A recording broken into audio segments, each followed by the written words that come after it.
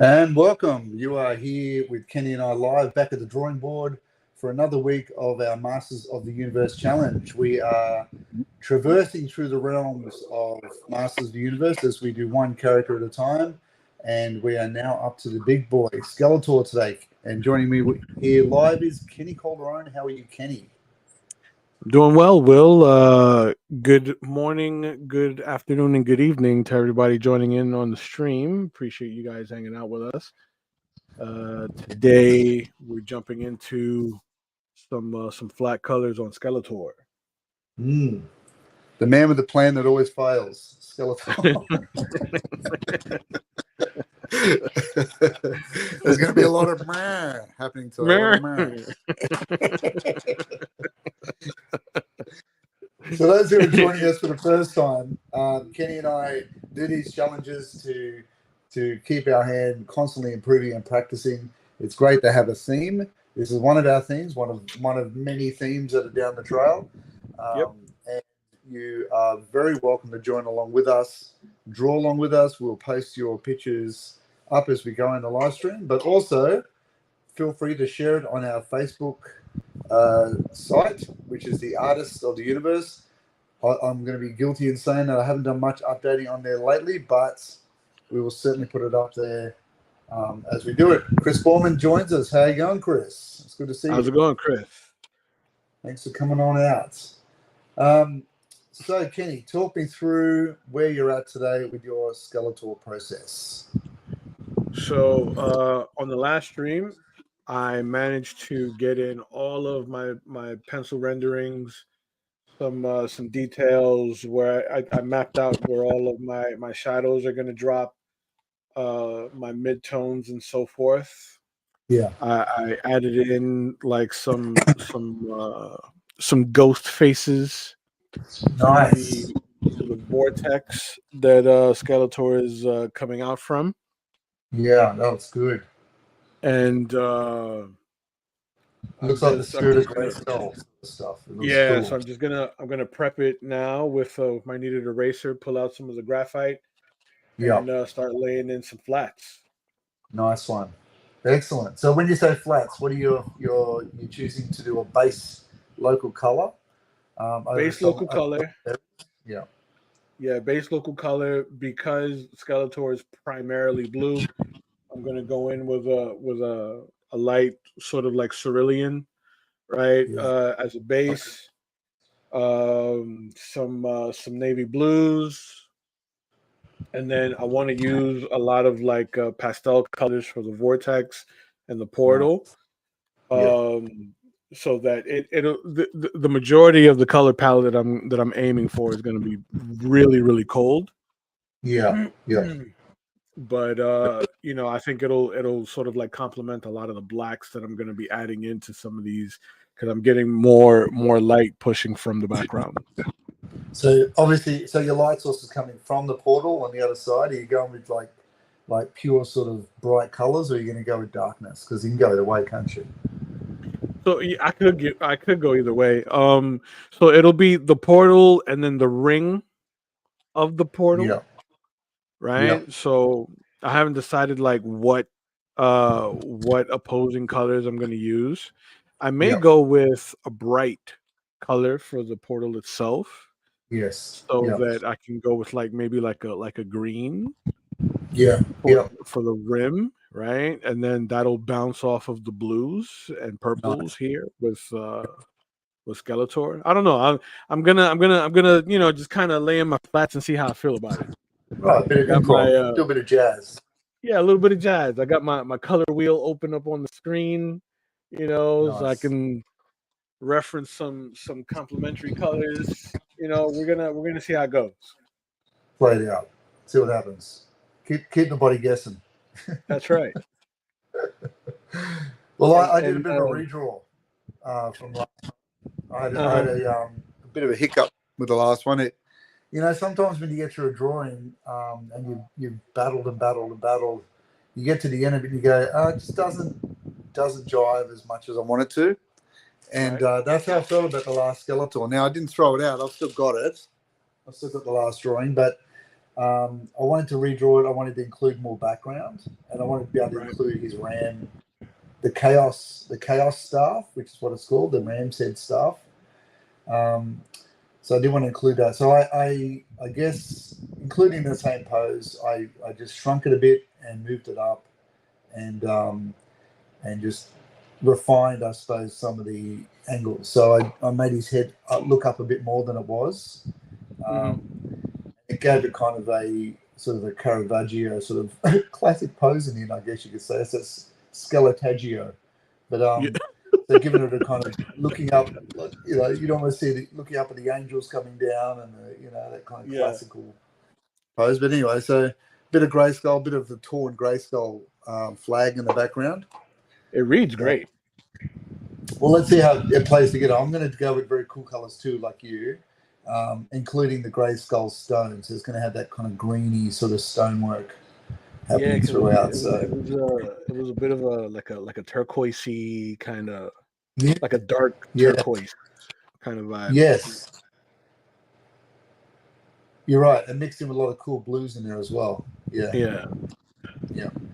Very cool. So I'm going to do the same. I'm going to start laying down my first washes of color, my stains, and the stains then will provide something for the next layers to bite into. Yeah. And I'm assuming you'll probably do the same. Very good. There we go. We're ready to rock and roll. Skeletorius. Yes. Yeah. So, the references we're looking at. So this is the original illustration of Skeletor. We probably saw some of these on the card backs when we were kids. I pretty much went with everything on this reference. Yeah. I am I'm gonna pretty much follow this as well. Yeah. I may stylize the skull a little bit. Yeah. And I will incorporate the red eyes. I do like the glowing red eyes. Like, they go well down with the green. Yeah, they go against the green really nicely. Yeah. Yeah, I do like this. And I went with the same sort of anatomy. I didn't give him the boots. Yes. And I did keep his arms bare. Right.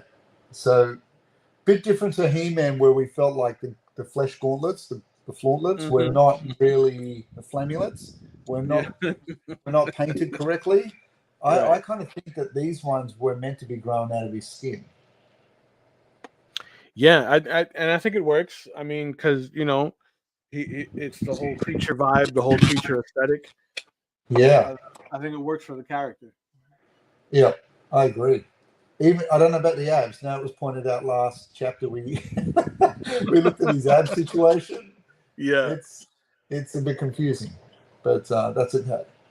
Just a bit. Probably more. It's more balanced out in the toy, but he's rocking a few abs. He's got a few extra nuggets in the packet of nuggets there that he doesn't really need. Yeah, it's true. Yeah. He never skips. He's got a strong core. Yeah. On one side, stronger on one side than the other. like the man with the one muscly arm, and we know why. You can tell which one is his dominant hand. Yes, exactly. Hey, kids, joining us for the first time. There we go. Straight off the road again. There we go. I was wondering how long it'll take us this time, but we're back. All right, so I'll do the same. I'm going to lighten mine up with a bit of kneadable eraser. Yes. To take some of that graphite out of the page.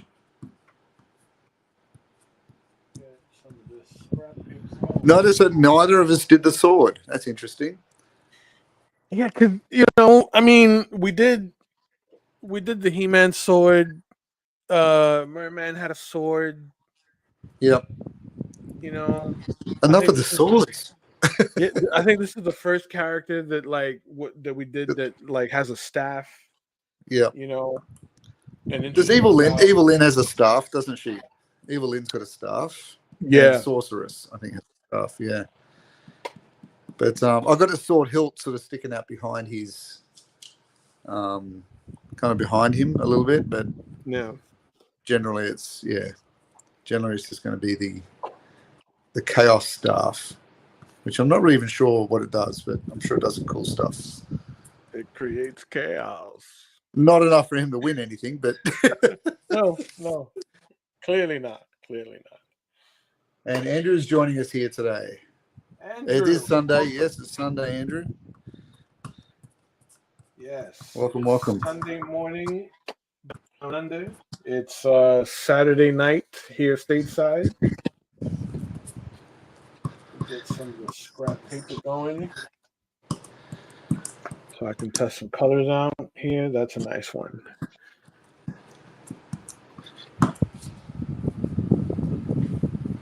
That's a nice one. All right. There we go. Andrew's given us the background. So chaos magic, just like Scarlet Witch from the world of Marvel. Sweet. Very good. Very nice. Got a little more water in this. Alrighty. I'm just going to throw a little post out on the Facebooks for a minute, Kenny. Yeah, of course. Of course. So this part here is sort of laying in the baseline for how everything is going to map out on the figure later. I typically don't want to go really heavy in this layer, just so that we don't lose some of the pencil lines that are left behind after the kneaded eraser application.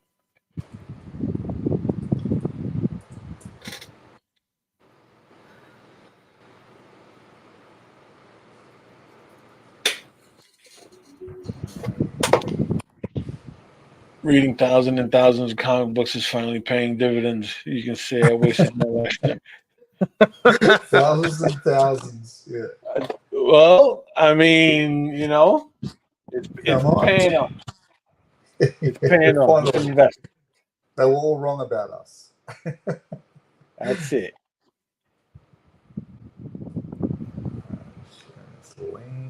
So very quick, very loose. You just kind of want to drop it in.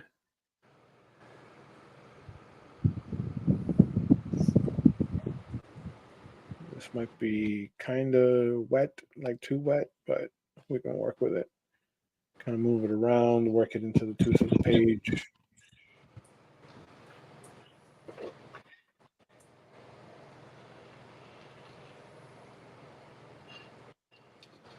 Now for his hood, I'm going to be mixing some purple and some navy blue.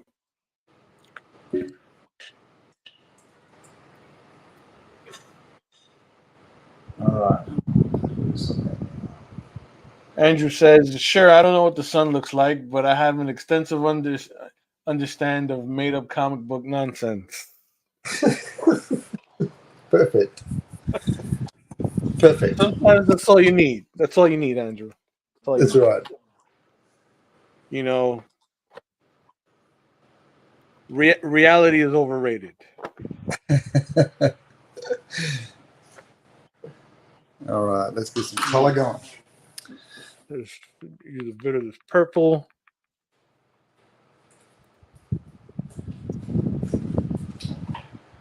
Oh my goodness. Okay. Let's do some of this on here. And then I'm going to do a bit of yellow green for the skull. Yellow green, yellow.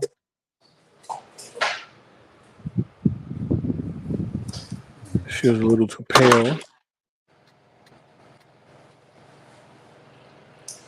More yellow.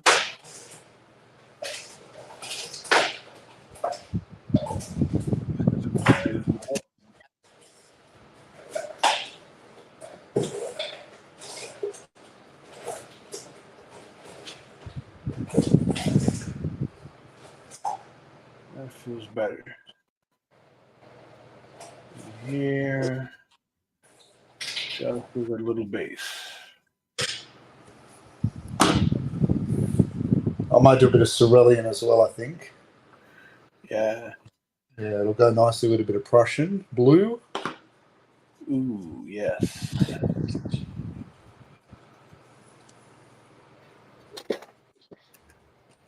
I think that could be a bit darker.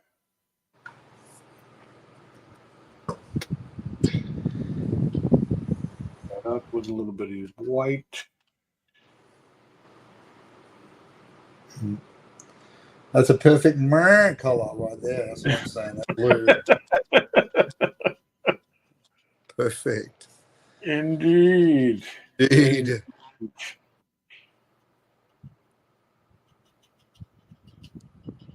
It feels a little green. Still went with the furry undergarments, though. Still went with it, didn't you, Skeletor? He had to, right? Like couldn't do it. Like he couldn't just be his own man. Yeah. He had to buckle under the pressure. You're having a bit of focus problems, Kenny. Am I? Hold on. Andrew, you're in and out. Let me jump into the settings here. That sometimes happens though when your hand's moving around a bit, doesn't it? It's trying to find what to look at. Yeah. Let me move this out of the way. Turn this a bit. Bring it in.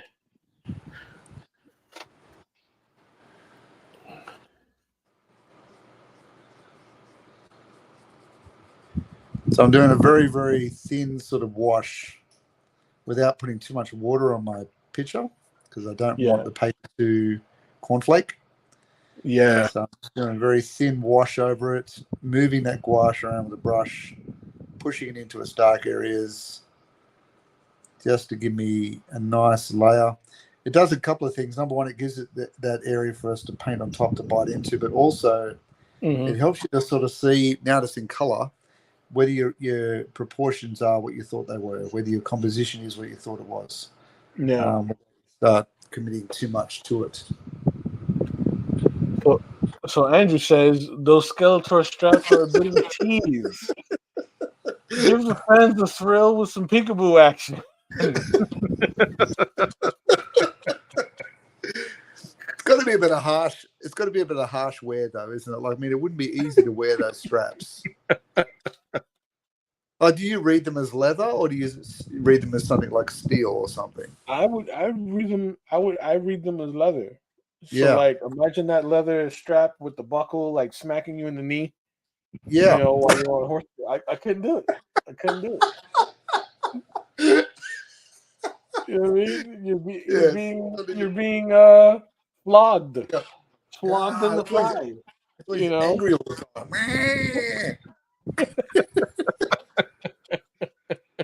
Because as we all know, it doesn't need to be very hard. Just a brush, just a graze.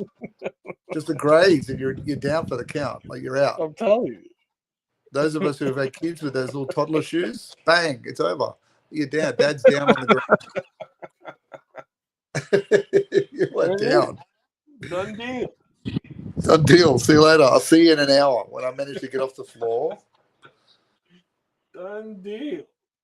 I'm gonna get some of this navy blue, a bit of the purple. For his little what are we calling the calf action, the calf armor? Whatever we're calling those sheaths or whatever, sheaves or whatever. Did you have it connected under his foot at all? Or no. Just have it? Yeah, I saw one where it's connected under his foot. I think I'm going to go with that. But then I don't know. Okay. It could work, but then it could make him look like he's in a dance routine, with some sort of interpretive dance group. Like he's a cast member from Fame. It's Cats. He's in Cats. I don't fit the cast in Cats. This sucks. Ready for my close-up. I never look good in Cat's ears. I hate this. Rings his agent. Gets angry. Well, my paint you for? More strawberries in my dressing room. You know, Where's the fresh mango?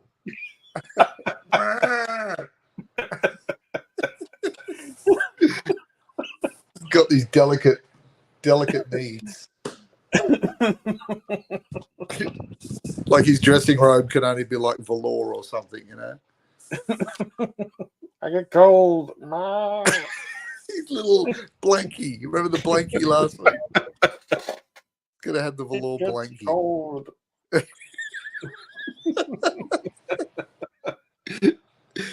Oh man. Oh dear. So, Kevin Smith, if you're listening, we could write the next He-Man. I'm just saying. We could very easily.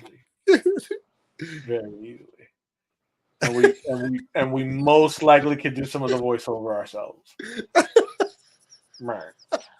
Just and we may never work in Hollywood ever again after that.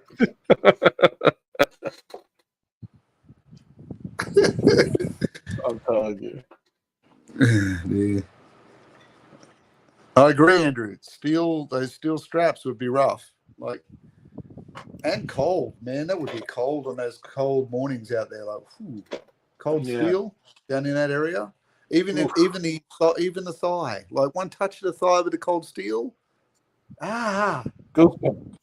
Or opposite, like in the heat, that steel would heat up. That's Even true. the leather would.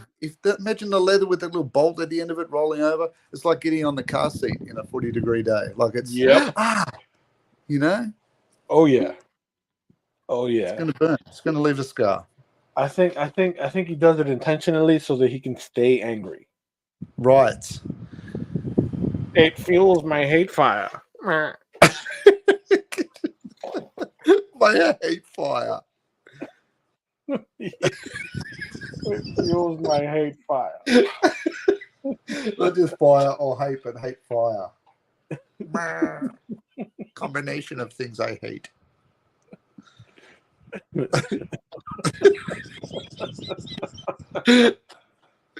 What are some other combos? Hate fire, itchy blanket, you know.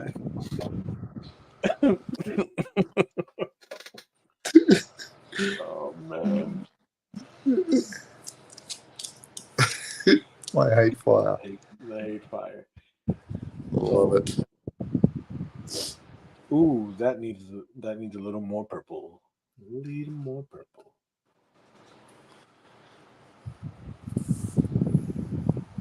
Now I want to try and be careful with this that I don't go down too heavy.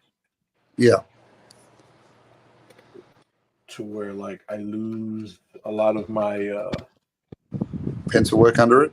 Yeah. Yeah. So in other news, in the world, yeah. So here in the studio where I work at, right, we have a portfolio program where we help a lot of like middle schoolers and such like develop their portfolios for auditioning to getting into art schools. Nice one. That's cool. Yeah, and you know, everyone from our recent portfolio program got accepted 100% to multiple schools at that, like in South Florida. Nice. So like that was very, very exciting, you know. Yeah. That's cool. Congratulations to all of the kids that got accepted. Right? They worked their little asses off and you know they managed to push through, you know, some of their own personal hangups to get the work done. Yes. And man, they did some amazing work. So kudos to them, and you know, they deserve every bit of it. Yeah. That's great. Imagine what we like. That would have been so good having a program like that going when we started. You know. Oh, absolutely. I mean, because A lot of the schools, the art schools here in Florida, um, they're kind of like they're sticklers, right? Yeah. Yeah. For the kind of kids that they let into the schools. Right. So we you know, we're fortunate enough to have like people that work for the studio that have gone through the portfolio program. Our portfolio program is like it's like art boot camp. Right. So So you've it's got like people that are guiding it that have been through it. exactly. So it's like they know what these Yeah. admins are looking for. They know the hidden curriculum. Exactly. They know what they know what these admins are looking for, and you know they're able to guide the kids a bit better than you know just a kid showing up with you know any old portfolio with just any kind of work that they've been like accumulating throughout the years. And you know, more importantly, a lot of the subject matter that is used in the portfolio program forces the artist to be very honest and introspective Yeah. Right. with the kind of work that they do. So what are some of the subject matters they have to do?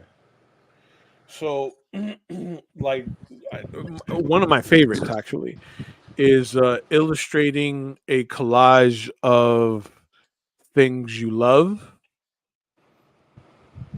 and a separate collage of things you hate, Nice. right?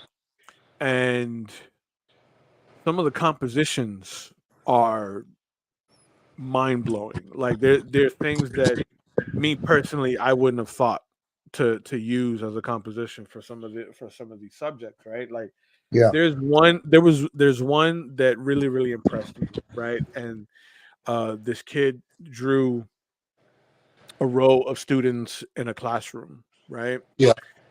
And it's almost like a horror movie, right? Because Yeah. all of the kids are sitting in a row in a classroom, and their heads are vertical, Oh right? wow. Okay. Their Yep. heads are all vertical with their mouths open. So then they're being fed information through Yes. the mouths, right? So like the Literally information is depicted like just letters, like clouds of letters, like a swarm of letters being fed into their mouths. sort of passive But receivers. Yeah. it's really interesting. But then at the bottom of like at their feet, it's a brown pool of more information. So it's like it's going in one end and coming out the other. Yeah. Right. Direct. Yeah. Yo, I was blown away when That's cool. when like you know how like sometimes you glance at a piece of work and then it's like, "Oh, okay, that's cool," but then like you really look at it, You go. Wait a minute. you like you really look at it and you're like, "Oh," Am you I know? part of that information flow? Am I the person? Am I the problem? No, no, absolutely not. Like these kids, they love coming to the art shack, Yeah. right? So, and because you know we don't do things like a traditional like academic. Yeah. It's not like we don't present ourselves like an academic sort of setup. You know, we tailor the way we teach to the individual, right? Yes. Andrew says, "Congratulations to them. I hope they are able to make the best of it." Dude, like I'm thoroughly proud of all of the kids that have gone through you know the portfolio program and got it and got into like SCAD and uh uh uh, shoot what's the name of this other school. I just had like the list of all the schools here in South Florida. SCAD is actually in Georgia. That's a school that's up north in Georgia. That's a big move for those kids. It is, you know, and these are like private schools that, you know, anyone going to these schools, like you're almost guaranteed to get into something in the Yeah. creative field. Well, they've For probably sure, got a for sure, great for sure. internship on the outdoor of the course, like on the way out, the back door. Absolutely. Yeah, that's how a lot of them sort of, even in the comic world, like you look at the Cubit School for years, advertise themselves that way too, and That's right. I know the Comics Experience course is the same way because they've got their own publishing wing now. Yeah. They got a backdoor program, so it's good that way. It's good. I mean, imagine going through the course and then trying to have to figure it out. Like, it's nice that they've got that. Absolutely. Absolutely. Helps you pay off your fees. Huh? helps you pay off the tuition fees. Absolutely. Yeah. No, they all did fantastic work. Fantastic work. That's cool.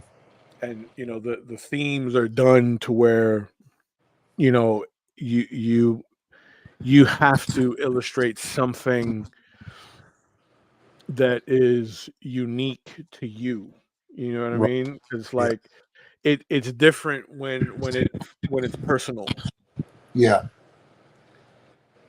So Much like us with like He-Man. yes, Dealing with the deep societal issues that we are. you know what I mean. It's different when it's personal. So it's like the energy is communicated differently. Yeah. So and it forces them to work in different media and doing things Yeah. outside of their comfort zones. So in just a few short months of the portfolio program, they're able to develop exponentially, That's cool. right? Which is why I call it the art boot camp. Yeah. So do you still work on school-based stuff, or is it purely just building their missing elements for their portfolio? It's really just building the portfolio for the audition. Yeah. So once they get accepted into the schools and they continue coming to the art shack, right? Like we continue to expand on that. Yeah. You That's know, cool. so it'll we'll work with them on mixing media, doing things that are a little more crafty, Yeah. right? It's not solely centered around what you can display in your portfolio, but just being able to like really explore what you're proficient in, Yeah. so you're not caught off guard. I feel like I need to join the art shack. and man, like it's such a good feeling when you see your kids like grow like that. Yeah. You can't help but feel like a proud parent. Yeah. Absolutely. Very cool, man. Well done. Well done. So, And well done to all uh, those kids that got there. absolutely, that was the highlight of my week. Yeah, That that's was the cool. highlight of my week. Hearing that they were mostly girls. All my girls got into Good the art somewhere. school they applied to. Yeah.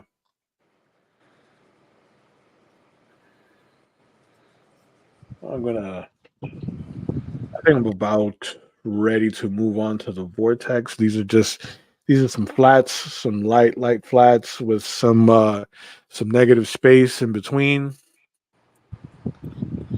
Gonna switch to a bigger round brush. I like that purple color you have chosen. But I like purple. This is a really nice shade of purple. This is like it's purple with a bit of navy blue, Yeah. right? So that it's not quite blue, not quite purple, and it works well with Skeletor skin tone. So that Yeah, because it is a very violety purple, isn't it? It's not a very yeah. scaly purple. Yeah. So that this way, if I need to go darker with my blues, I can, Yeah. right? And now I'm gonna do like some light greens out here for the entrance to the portal, Nice. like a nice sort of like yellow green. Let's get some of this yellow. Yes. Yeah. A little bit of green. All right, let's get a little more water on that. Look good, look good.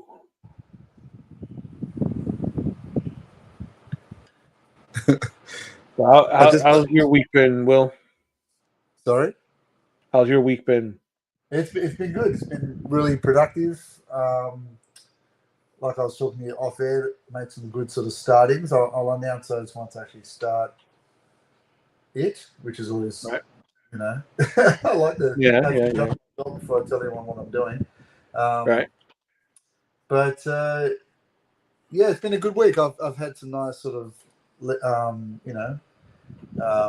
nice little hits this week, and I'm just trying to get properties ready for print, including that large horror piece I've been working on. So that's coming Yes. on. So I just finished Night of the Living Dead, and I finished Creepshow last night. So we're doing Freddy Krueger tonight. So that'll be interesting. Ooh.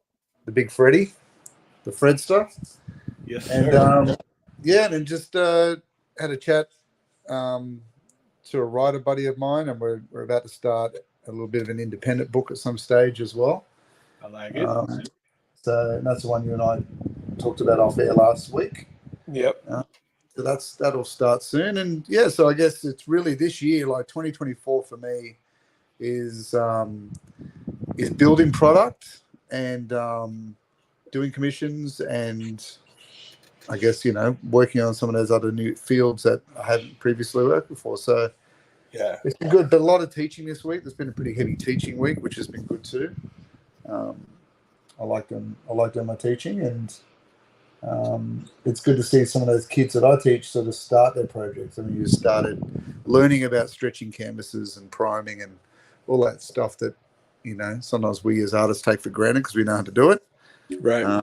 But yeah, teaching them the old ways of stretching and sizing, and teaching a bit of carving this week too. So that was good. But yeah, Wow. So that's been interesting. But you never know how it's going to be received when you're teaching 14 and 15-year-olds, but it was received well. Good. That moment in a classroom, you go, this could go either way. I could be dead right now. Once they figure out there's more of them than me.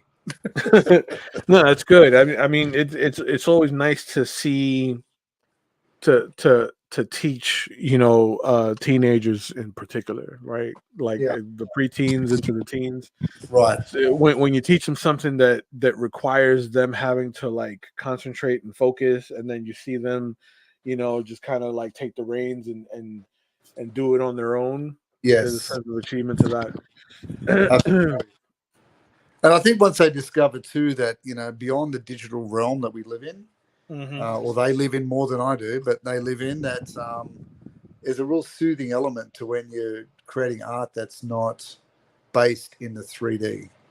Yes. When you're tapping into that imaginary field that's beyond the density of everything they deal with in their week. And look, some of the kids we deal with in schools, they come from pretty troubled backgrounds, and some of them, it's not always low socioeconomic. Some of them come from troubled backgrounds of just being trapped in middle class spoiling. Like they have as many difficulties, but in a different way. Right. So art is the great equalizer that way. It is. They can all pick up a pencil and learn the techniques, and we structure the classes so anyone can do it.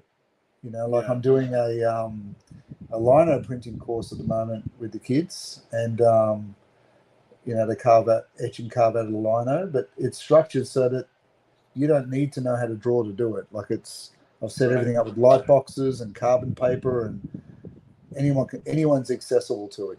So it takes the stress out of it a bit when they're learning, and allows them to just relax into the process of carving. And I saw one kid just going back and forth with the lino tool. I go, "You're right there. You're going to go straight through to the table." He goes, "I was just enjoying carving." Because I thought it was going to be stressful, but it's actually relaxing. Good. Well, that's not good enough. I like to have stress in my classroom. So do it faster. Erroneous. What do you think? This is erroneous. Erroneous. Screaming at the roof. Clayton's lost it again. Well, the kids call me Play-Doh. Play-Doh's lost it again. Yeah. Again, like in 10 minutes. It's been twice now. Man, it's going to bring Skeletor there for a bit. So, yeah, looking at that uniform. Look at that. His swords almost are more of a purple than his armor. That's interesting. In strength. But his ram the Chaos Ram is more like his arm. Yeah. Not consistent. Yeah. What were they thinking, Will? What were they thinking? Crazy.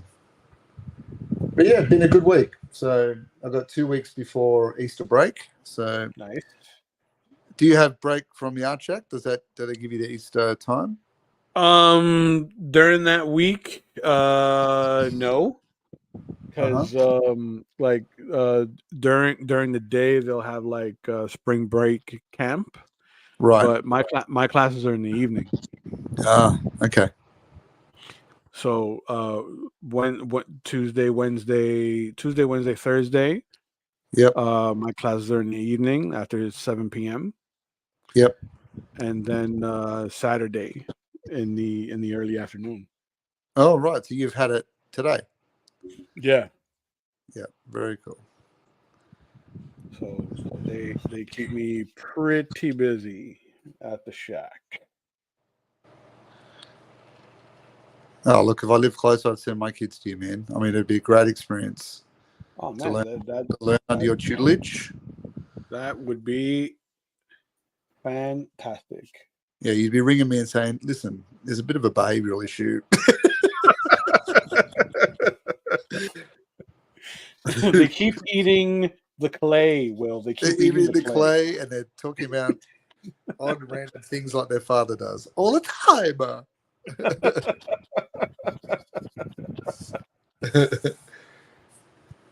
But they'd understand the pop culture references you make when teaching. That's what they would understand.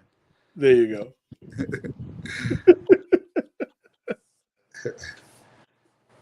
So I kind of got lost noodling on there we go. on I'm having on some the portal. Little noodling on the portal because yes.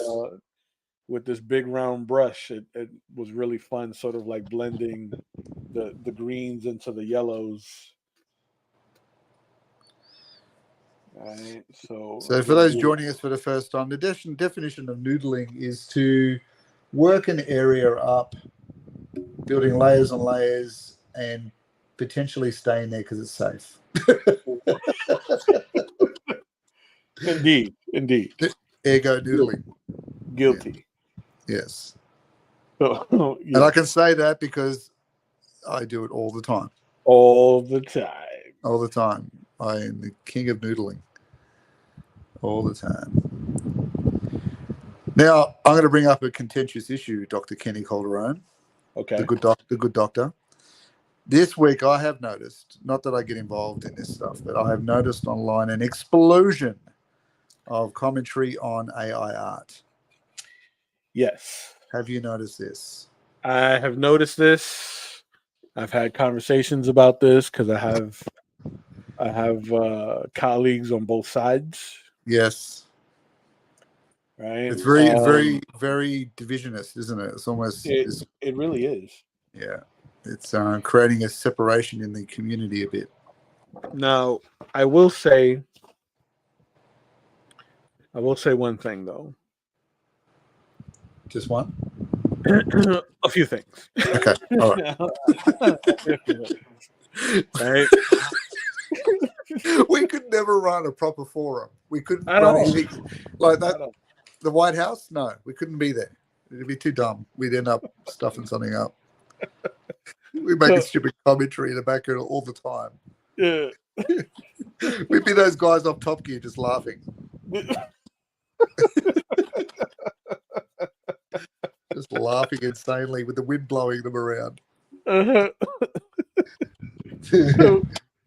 So with regards to AI, right? Yes.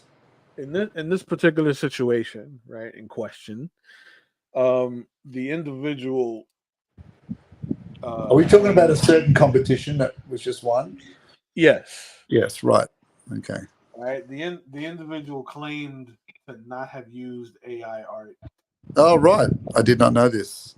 He claimed not to have used AI art. He claimed that he did it all on Procreate. Right. Right. And the masses have been clamoring for him to to post the time lapse of his process because Procreate allows for such things to be uploaded. Because even though you've won, you've still got to prove that you've done Exactly. it. Because there's an unappointed jury. Because this is me having gone down the rabbit hole. Like when you like sent me the message. Yeah. When you sent me that message like the other day, I was like, no, right? Like it was just a question because it was popping up on my feed from everyone going, did he just appoint a winner of this competition that has created AI art to do it? And the message I read was that he had said that he used AI art, but he didn't need to. He could do it without it. So then he must have at some point recanted his statement. It's getting better. I love this. It's getting better. So, and this is me at 3 a.m. Okay, 3 a.m. Eastern Standard Time, laying in bed. Melissa leaning on the one elbow, reading. Melissa's laid out, fast asleep, and I'm going down the rabbit hole of this controversy. Yes. Right? So I go to the artist's page, right? And he's literally it's 95 to 98% of everything that he's got on that page is AI generated. Right. And so, are you able to tell the difference between that and digitally created stuff? Yes. Can you? Okay. I struggle with it sometimes. Because even when something is digitally created, there's a consistency. There's a consistency. One, there's a consistency. Number two, there are certain things that are signature to the artist. Right. There'll always be something, a nuance, something that is signature to who the artist is. Right. And that is something that AI cannot replicate under no circumstances. Yet. Right. It's what makes a Will Pladen look like a Will Pladen, a Kenny Calderon like a Kenny Calderon, etc., etc. Yeah. So, right. And the argument for AI art is as well that, what makes a Kenny Calderon look like a Kenny Calderon may make that guy's AI art look like a Kenny Calderon because it borrows from that. True. So, to his argument, he doesn't use just one AI platform. He uses about 4. Oh, okay. That right?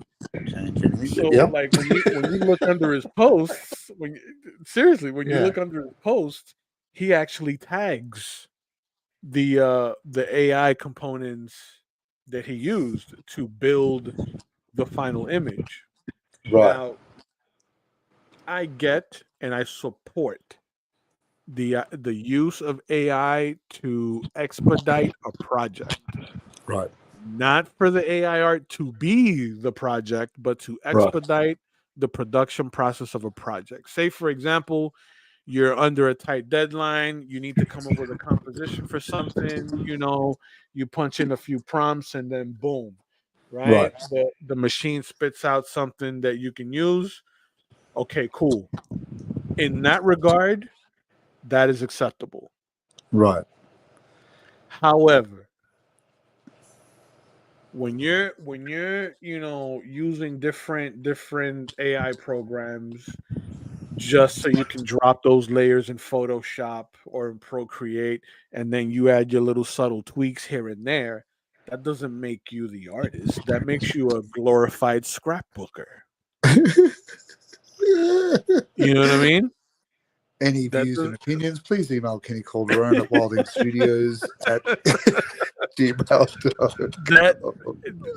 Yes, and I will say this: that's the things said on the stream are my opinions alone. All right, I do not want to drag Will and Chris Borman's.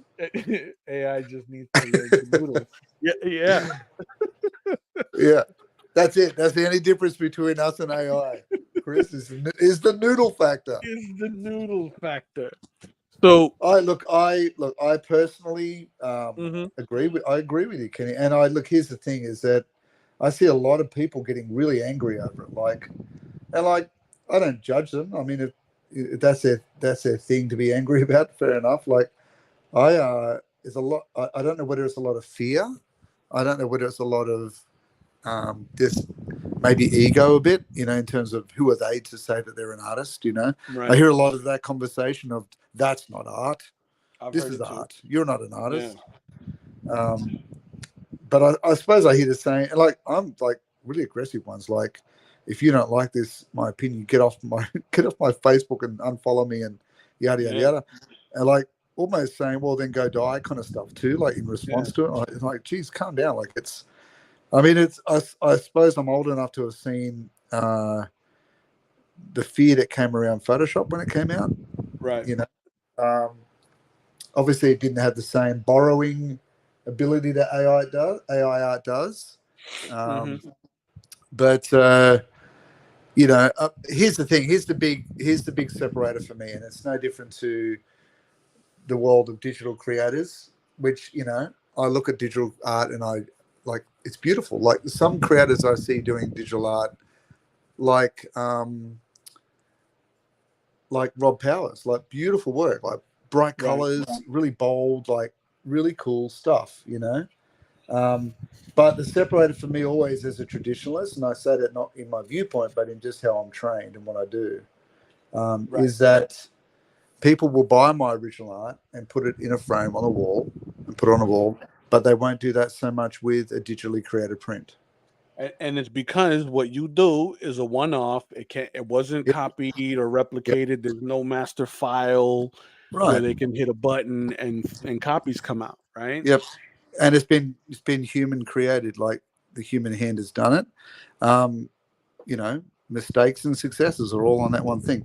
Now, in saying that too, like, it's people still buy prints, like I still Mhm. sell prints. But it is a replication of something that's been human created. Now, do I feel any fear about AI taking the world over? No, I don't. In fact, I think it's pushing the pendulum the other direction Mhm. in terms of a lot of digital artists now wanting to learn how to paint and wanting to learn how to pick up the oil brush and the pencil. And I see a lot of movement that way. And I hear interviews with Atelier Art who are saying the same thing. There's the same, well, actually, the increase now of traditional art has shifted, the pendulum shifting back because of that.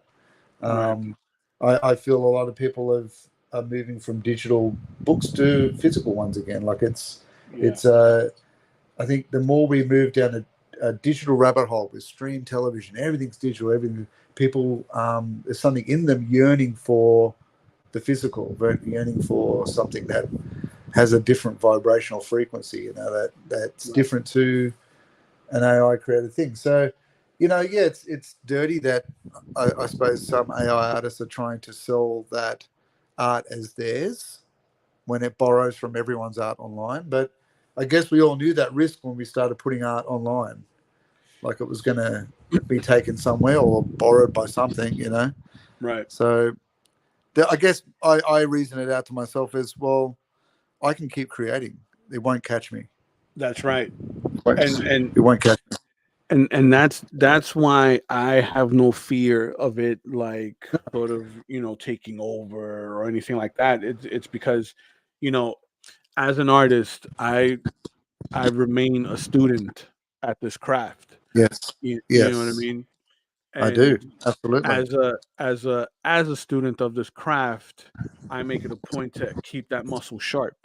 Yep. Now, and that's across the board, right? Yep. Building compositions, sort of working out through thumbnails and my human anatomy and so forth, doing studies off and on, you know what I mean? Just so I can keep that muscle sharp. Yeah. Now, Yeah. what happens when you become over reliant on digital aspects? Those muscles get atrophy. Gets they get You know, slack. Yeah. Yeah. and I've seen it. I've seen it with guys that do a lot of digital. Yeah. So And then forget. Yeah. and so now when they're in a position where they have to pick up a pencil Yeah. it doesn't come out as clean as it would have been Right. had they been sitting behind that keyboard. You know Because what I mean? the muscles have shrunk. They're not what Exactly. they were. Yeah. I agree. Exactly. So that, you know, in my opinion, sure you can have your AIs and you can do, XYZs. It doesn't affect my bottom line, Yes.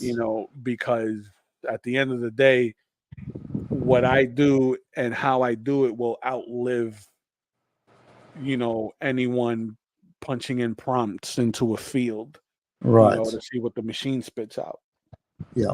That's right. And look, I mean, in a dystopian world, I suppose you could consider that if it takes a human to type those words in, a machine could type the words in. If That's all you right. are um, is a is a buffer between the product um, and the machine can replace you. Which is a similar dilemma a lot of teachers are going to find pretty very soon when they're building AI bots to replace a lot of those textbook-based subjects at schools. It's if all you are is a medium between the two worlds, like it's replaceable. But yeah, Andrew says, I'm old. I prefer old comics and magazines when I use drawings because they couldn't reproduce photos cheaply. All that commercial art has a fun vibe, not fancy art, inverted commas, but gives a good feel. Correct. My Yep. wife's the same. She prefers to buy a book than Kindle a book because she likes the feel of a book. Yep. And I mean, I'm going to admit, I haven't been involved in comics as a creator for that long. But I would say people enjoy collecting art because they are collecting art, not collecting, reproductions of something. Right. That's why we see, like, your work on eBay, Kenny. I did a big deep dive on all your stuff last week after the show, and you got a number of cool cards, collectible cards on eBay. They're going for good prices. Yeah. Yeah. And they're all one-offs, and you know what I Yep. mean, and they're marked up because That's those it. those are one of ones. After that, there's no reproduction. Yep, that is it. And you said so. That's it. Threw the table over. Delicate genius you are. Threw the table over. Melissa had slid the plate of dinner under the door like Vermeer, and that went to the dogs because you kicked that over as well. I mean, AI doesn't have tantrums like we have At tantrums. all. No, meh, at the table. Meh. So interesting. And part of me thought, I know there was a lot of backlash towards the person that put the competition together. Mm-hmm. But I thought to myself, what a great advertising ploy. Yep. Everybody knows about your competition now. And everyone's going to be watching to see who gets pulled from the next winners. So part of me thinks, as shrewd as that person is, he's probably thought of all that stuff. Yep. Say what you want, that individual at the end of the day is a businessman. That's right. From an artistic perspective, the AI controversy, I see it as like the movie Wall-E, right? Yep. Like how they depicted like the human race is really fat to where like they couldn't walk around, and now Yes. they were using those little buggies and such, and you know what I mean. People are using them now. They're using those now. Yeah, I've you seen know the what I mean. buggies. So that's that's how I view AI artists. They're the fat people that get around buggies, right? The gravitationally challenged. Yes. The high calorie humans, right? Yes. Yeah. The consumers. So you know what I mean? Like a real artist will like keep that muscle sharp. They'll challenge themselves, and Yes. it goes beyond you just punching a few words into a field and seeing what the machine can generate in a couple minutes. It goes beyond and then goes beyond. And until Exactly. they can give those computers or that AI a soul that can tap into that imaginative field, and There you go. channel what we do. I mean, and that's everyone that can do this. Like, this is That's not right. select individuals that can do this. Those same people typing in those letters could learn how to do this stuff. This is They not could. franchised to a gifted few. This is all learnable. Yep. And will you be a Kenny Calderon? No, but you'll be a you, and you'll That's be the right. best you can be of that version, should you choose to go down the pathway of doing this. And I think that's why a lot of people got angry. Is like, well, we've done the hard yards. We put in the hours. Well, that's cool, dude. But at the end of the day, no one really cares about that online. Right. What they care about, the contentious issue, I suppose, and weighing in on it. I think it's all a big distraction, and I'd rather just get back to the drawing table. I agree with that 100%. It is a big distraction.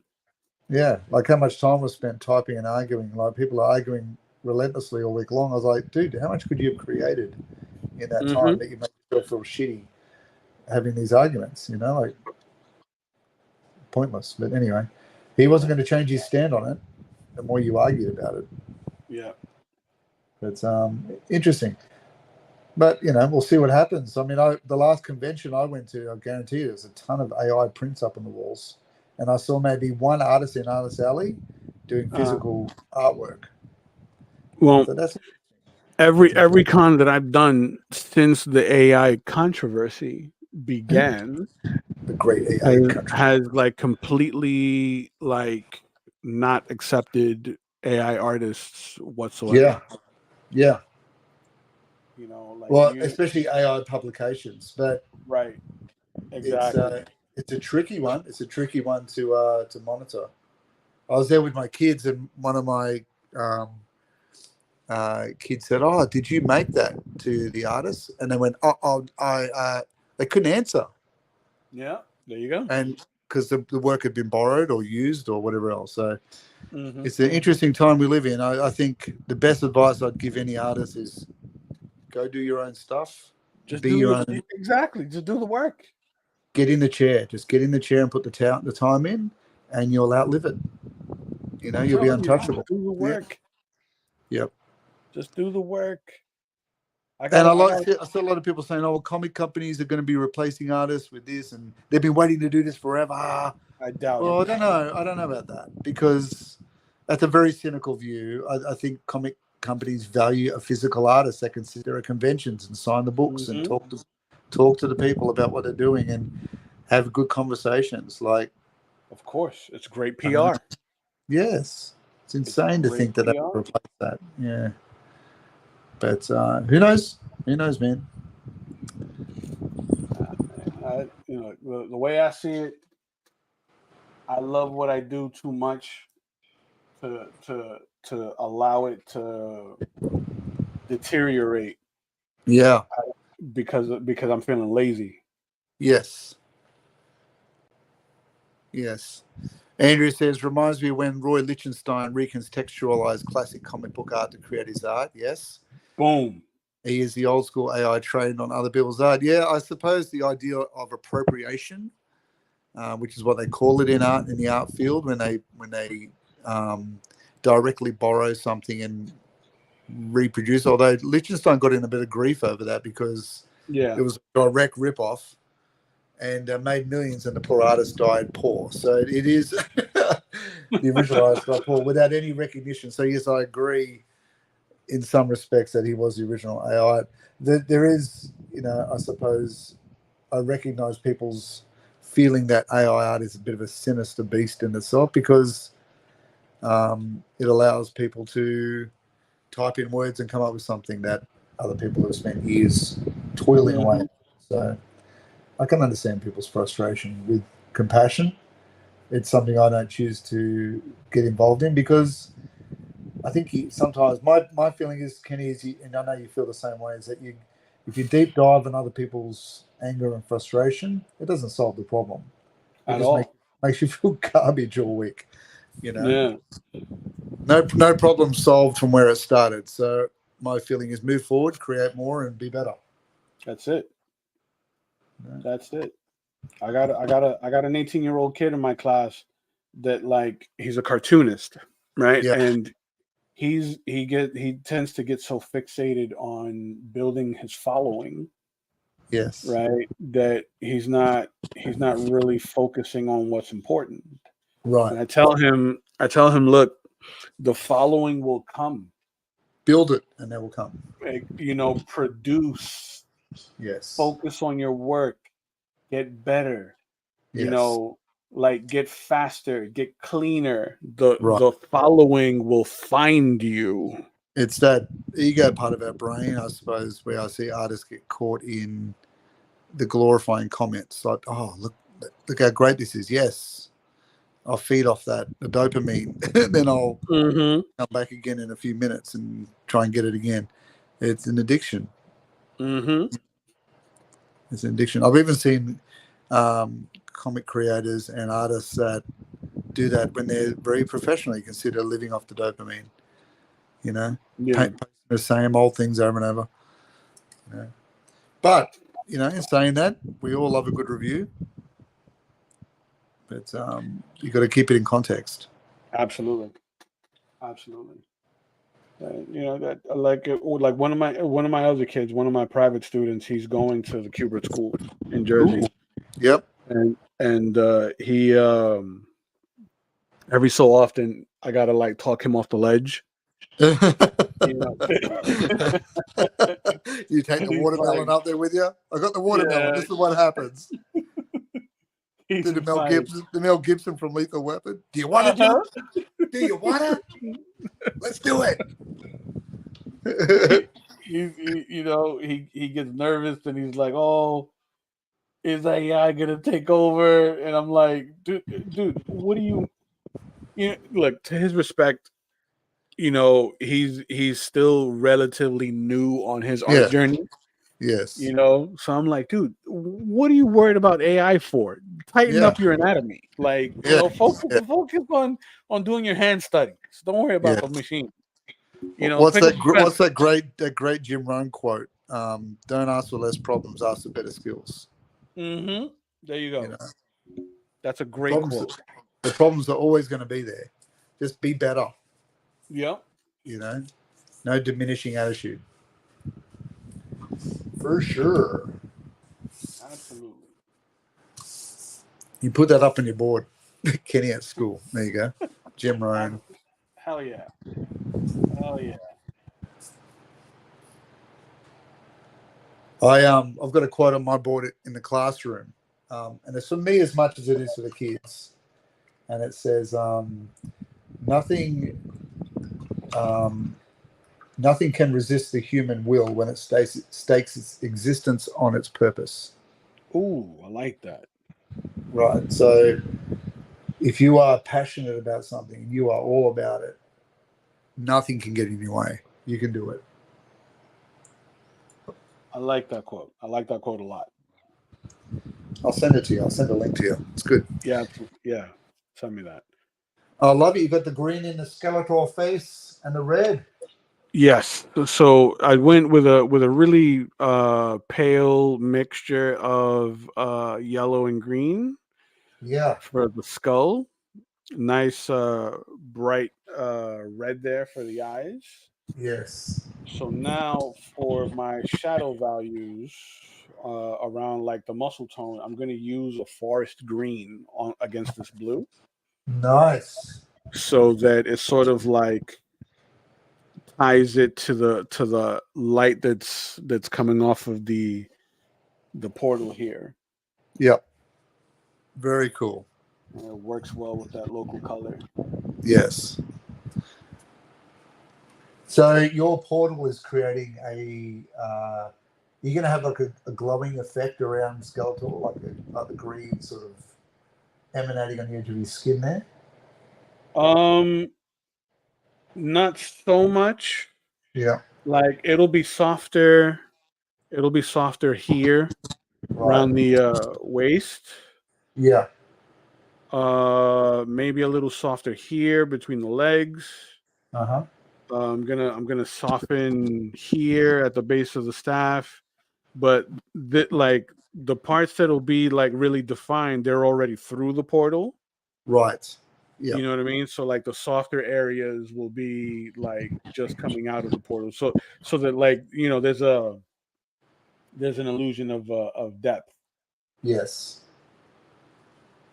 So Yes. this really light forest green will give me shadow and light.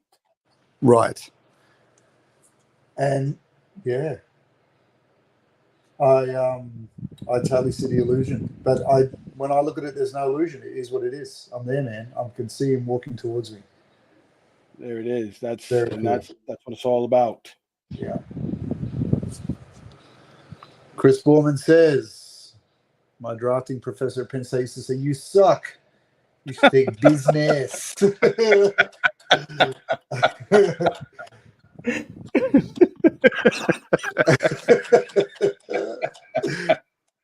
I like it with the D. Business. Business. I love that, Chris. You suck. You take business.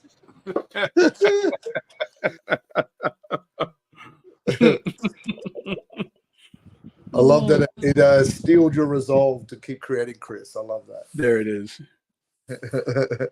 Yeah, you can't give in. No, stop. You can't give in. Keep going. In fact, my own father used to tell me that I'd never make any money drawing pictures, and he said that to me at like 12 years old. Yeah, yeah. You know, and at 12 we didn't.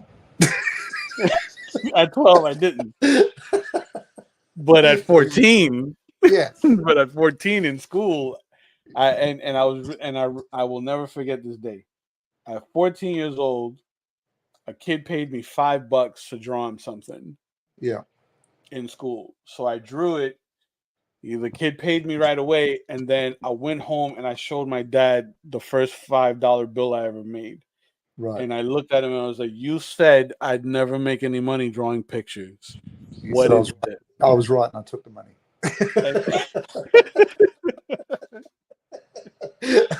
Still left nothing. Damn it. And he couldn't help but like look at me with that subtle nod and smile at me like, "Okay, okay." Right. Oh, I see what he's doing. He's saying, "Well, okay, I was wrong, but I'm going to say now that I really pushed you to do it."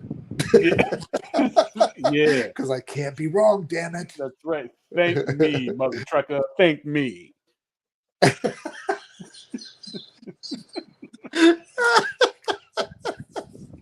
Yeah. You are where you are because of me. Yeah. You are my retirement plan. Now. You weren't before, but now. Yeah. There you go. Draw more. More pictures. Yeah. Like the duck with the golden egg in the old cartoons. Remember Daffy Duck? Hey, duck, make with the egg. Because on the last date he said, "You suck." I want an Easter egg. I want an Easter egg. I want an Easter egg. You got three minutes, duck. Three minutes. Remember that? And he had the little gun. Yeah. And he had the big henchman. Okay, boss. He had the big henchman that was with him all the time. Chris Borman says on the last day, he said, "You suck, but I have to give you an F and A."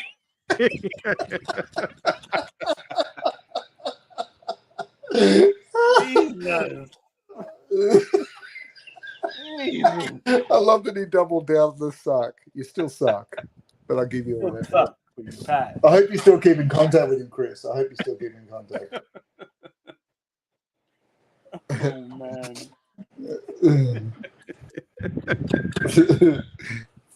That's funny. Got tears. I can't see my picture properly. Man. You got 3 minutes, duck. Make with the egg. Make with the egg. Make with the eggs. Remember then he squeezed that gold egg out. He finally got it out. And then they opened the cupboard full of egg cartons. Fill them. Poor old Daffy.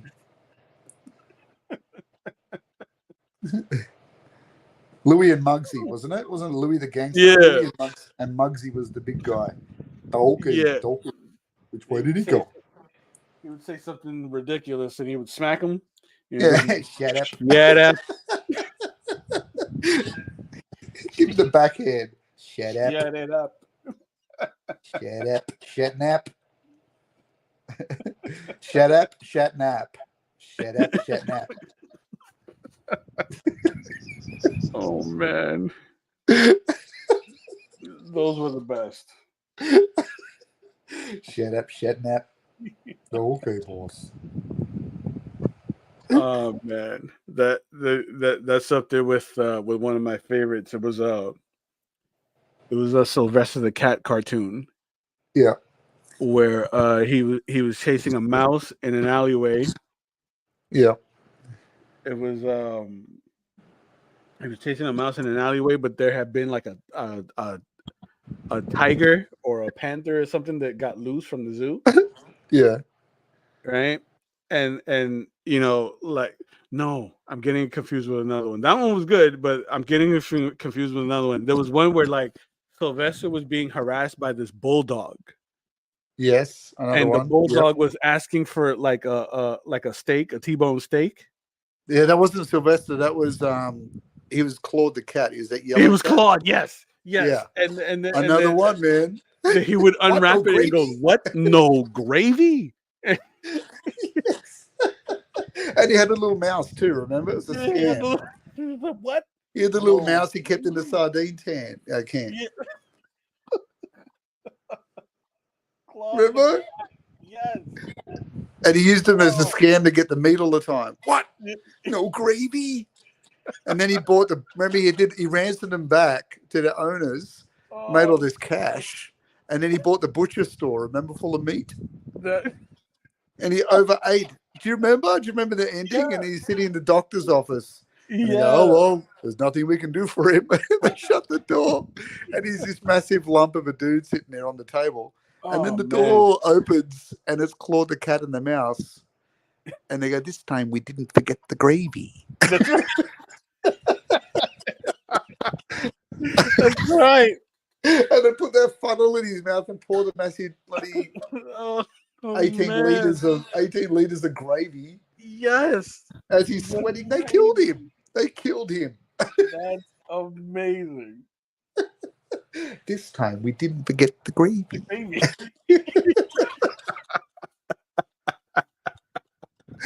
So funny. Andrew says, as a kid in those old cartoons, I never knew what alum was, but they always had boxes of it around. Yes.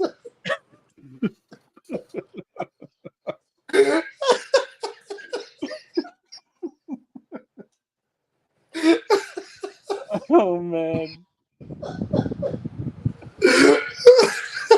I think you broke Will, Andrew. I think you just broke Will.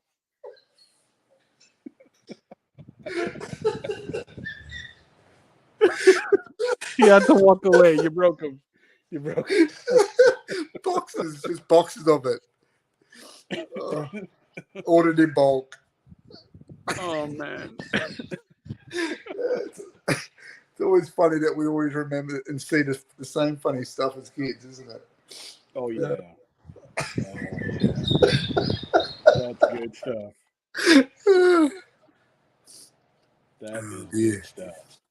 But that dog, Mark Anthony used to make me laugh. Yes. Mark Anthony. Yes. And he was in the other one too with the little kitten that used to stay on his back. Remember the That would claw on the scruff of his back, and he would go. Oh God! Yes. And the expressions on those cartoons were incredible. Like, they were the best. When he thought the mother had put him through the kitten through the blender, and he's crying his eyes.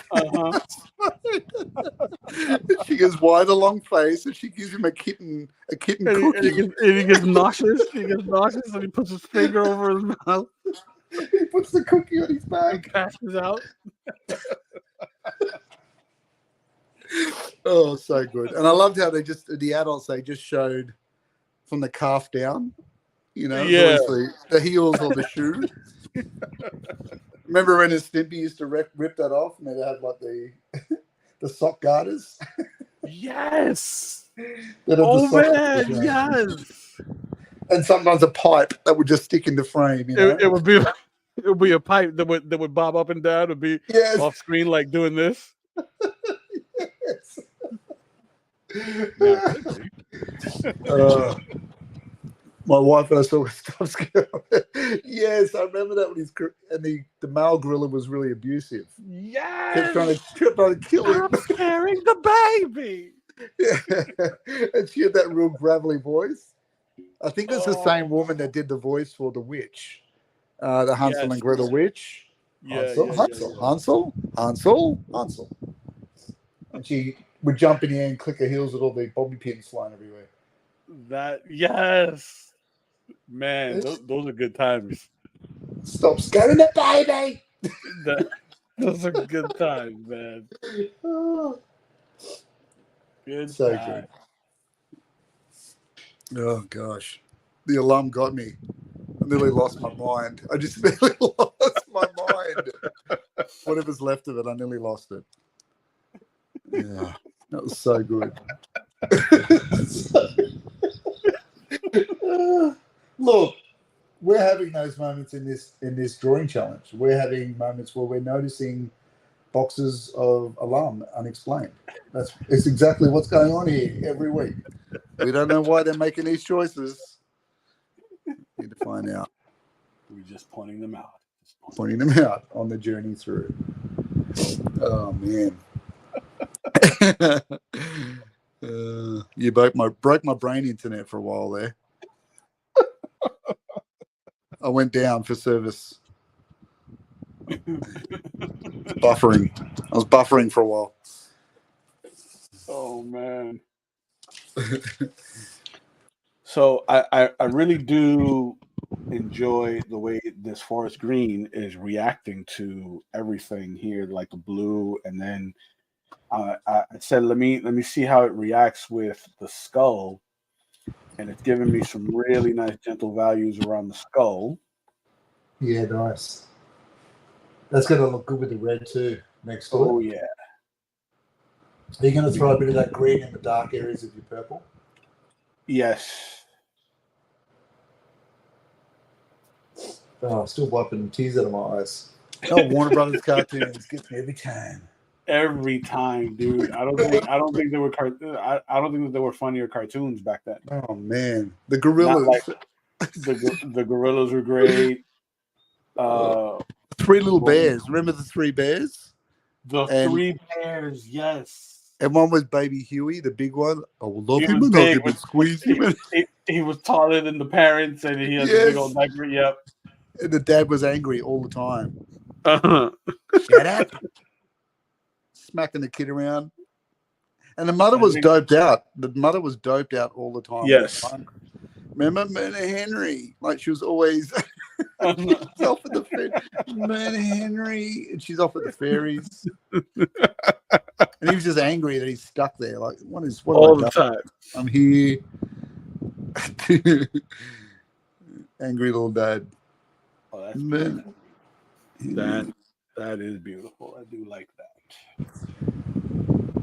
So that background color, I nearly called you Henry. The background color you got there, Kenny, is that the same line color you use for his skull, or is that like a sap green? So I think the same lime color for the skull is like in here somewhere. Yeah, it's right. Like right in here, right? Okay. Yeah. So I went with a darker lime, and then I transitioned into a yellow, and then like I faded out into the original like local color, which was the same color that I used for the skull. But I added a little bit of white so that we get, that nice little transition from yellow to white. Yeah, nice. That's cool. Thank you. Kenny, you don't go to WonderCon in Anaheim, do you? I'm attending the show end of this month. Actually, no, I've never done WonderCon. And I've heard it's good. That's what I hear. That's what I hear. One of my buddies, Jeff DeCall, who's a cover artist for Marvel and DC, he does WonderCon all the time. And I've been looking for a show to do like here in the States, but like more out west. So I've been looking at Texas. I've been looking at Denver. I've been looking at California. just areas that I haven't been to yet. But Anaheim, WonderCon Anaheim, I'm gonna look into that and budget that one out Would you do because San Diego? Is that too crazy big? San Diego, you know what? San Diego feels more like more pop culture Yeah. than comics. You Yeah. know, like I would do it just to say I did it. At Yes. least once in my career. Right. But to have it be like one of the regular shows that I do annually, Might probably be a bit not. of a gamble. Bit of a gamble, maybe. Yeah, probably not. I mean, if I were to do a really big show and keep that like annual that and have it be like an annual thing that I do every year, Yeah. I would probably have it be New York Comic Con. Right. Yep. New York Comic Con for sure. Heroes Con in Charlotte, great show. Puerto Rico for sure, and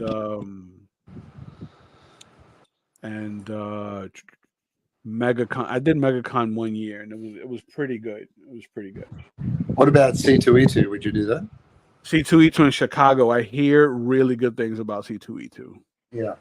I've never been though. I hear good things about C2E2. Emerald City in Seattle. Yeah. Um, Emerald City's a big convention too, isn't it? yes. So Emerald City, C2E2, New York Comic Con, Florida SuperCon, and shoot, I think there's one more that I'm forgetting. They're all run by the same management team. Right. So Yeah. so they tend to have a lot of the same rotating guests and such. Yeah. Emerald City is a good what was that? Emerald City is good up in Seattle. I only went once, but it's a good show.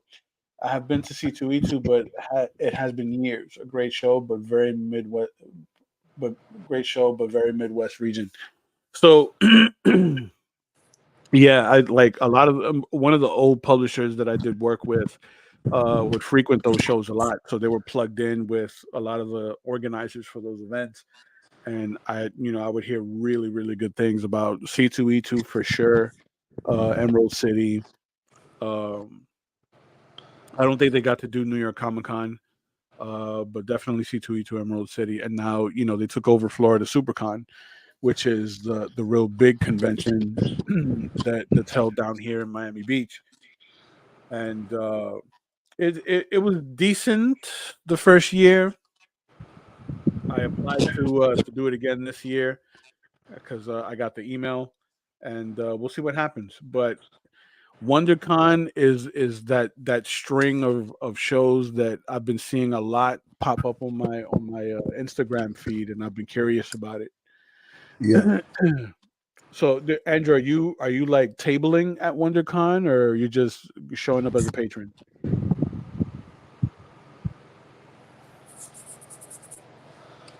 I also used to go to Baltimore, a smaller show, but very yes, I did Baltimore like a year ago, and Baltimore is very much like the OG comic book cons, right? Like a Which lot is of what comic, I think a lot, C2E2 tried to be that too, didn't they? yeah, because it catered a lot to the comic book industry, like the Western comic book industry. So it had a lot of comic pros there, a lot of comic writers, Right. comic book vendors. Like it was very like centered around the Western comics, just like in Heroes. Heroes, as of late, has opened itself up more to doing, or rather to catering to Western stuff and some international and indie stuff. Yeah. Right. So like it's definitely expanded in recent years. Heroes Con's supposed to be good, isn't it? I've Yeah. heard good things. And Dragon Con, I've heard that's supposed to be pretty good too. So Dragon Con, one of the writers that I work with, he does Dragon Con. Yeah. I've heard that's pretty good. Dragon Con is like like you got a plan for Dragon Con. Yeah. Because Dragon Con, it's like I think it's like a week-long convention almost. Yeah. It's like San Diego. It goes Yeah, for like 5 or 6 days. Yeah. it's huge, and Dragon Con is held in a series of hotels that are like relatively close to one another. Right. It's So like like the party like runs through all of those hotels, and they set off like the week with like stormtroopers marching down the main avenue. yes. Uh, yeah, dude, it's incredible. It's incredible. Yes. More of that. Less of everything else. No table for me. I used to go to a lot of shows, less in the last few years.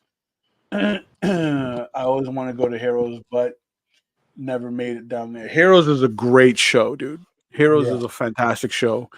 That it's a big event, right? So like the floor plan is huge, and it's like that's like your traditional comic book convention. Yeah. Overlord 1298, welcome to the stream. Thank you for joining in. It's a great show. And then, it's one of those shows that is like all of the attendees are so down to earth that like you can very easily get a drink with them like afterwards. And because of where Heroes is located, it's like dead center in the middle of Charlotte, where like everything is accessible. And the organizers to Heroes Con actually own a comic shop, a really big comic shop down the street from where they have the convention. So like you They're could go to invested. that to that LCS, and like it's like the party continues. But at least then they're invested in the industry, growing the That's industry and right. giving attention to it. It's not, let me invite Chris Hemsworth, to make the sort of fans come. Like it's more what San Diego originally started as, Right. which is So cool. I stopped going to NYCC because I haven't gotten approved for the pro badge since Repop took over. Yeah, Repop, you know, There's always yeah, curated. yeah. I'm not gonna elaborate too much on Repop, because my applications are still in the Pending. approval process. But in a week, it could be a rage But machine. as soon as I get confirmation, I'll let them have it. Right? What did you I call used it to go before, to Skeletor? The well of yeah. anger, the well of hate, or something. That's Meh. it. Right? I used to go to San Diego, but it got too crazy. It is like a full-time job to secure spots, lodging, etc.